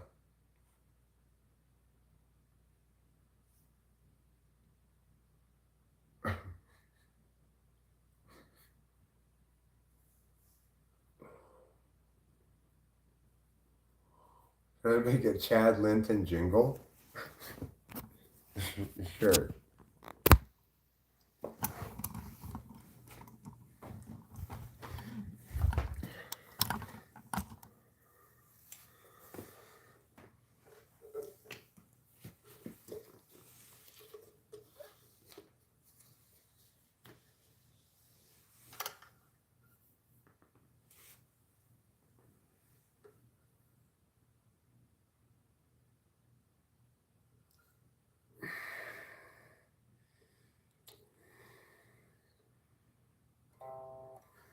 Okay, here we go.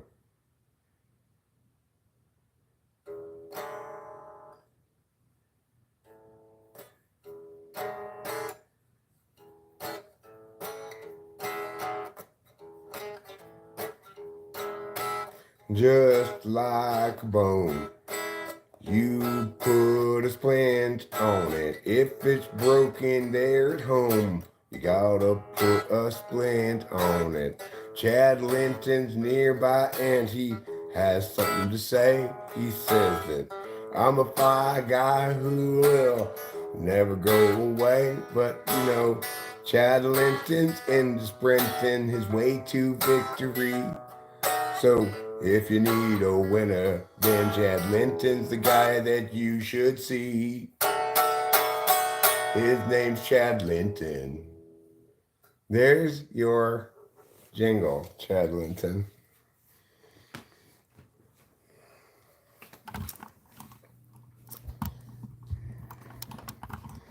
That's how you can sell yourself on TV. It's a little bit long for a jingle. A good jingle for you would be like, a real jingle would be like, CHAD Linton. You know, like just a quick little thing like that, right? So people just remember that. Chad Linton. Remember, it's CHAD Linton. Like that. Need some new strings and some fret conditioner. I haven't even fret shampooed.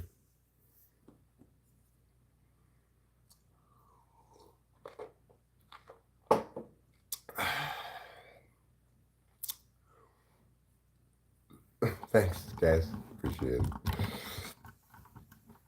You know, I made a jingle for autonomy debate. It went like this. AUTONOMY.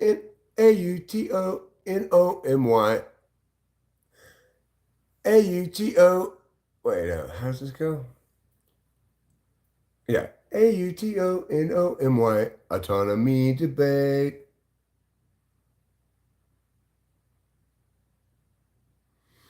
I just never, I never got into using one. It's like, this is one of those situations where it has what you might call, um, self-reinforcing, a self-reinforcing mechanism, right? Like, the longer I didn't play with a pick, the less comfortable I felt playing with a pick compared to playing with my fingers, the less likely I was to play with a pick, right?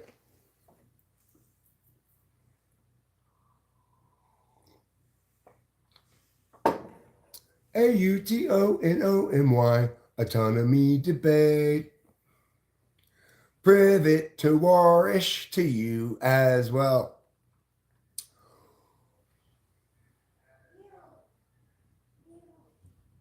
Okay, so friends, I love you all very much, but I think I'm gonna wrap this up now.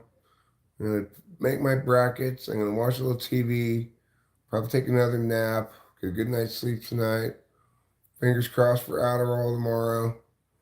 And if I do get it, then I'll be streaming for like 13 hours probably. I know the model of the guitar is called an LTD something. I don't know what kind of guitar it is. It's like if it's a cut or designer name for it or whatever. It looks just like a Strat, basically, I guess. I don't know. What do you think it looks like? It's just a regular guitar. LTD. It's probably what its model is. The LTD regular guitar.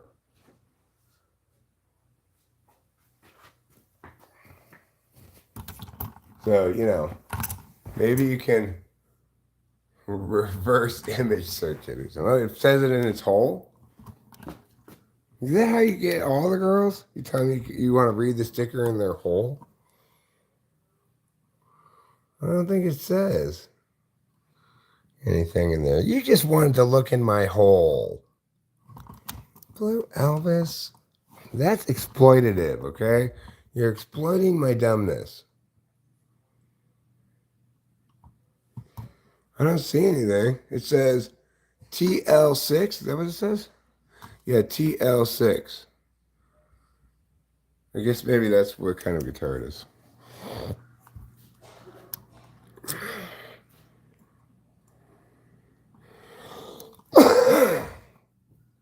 No, seriously, I need to look in your hole. There's a sticker in there that'll say which kind you are. Okay, you don't have the maker's mark. I swear. Usually there is a sticker up there. All right, see you later. Love you all, everybody, and have a good day.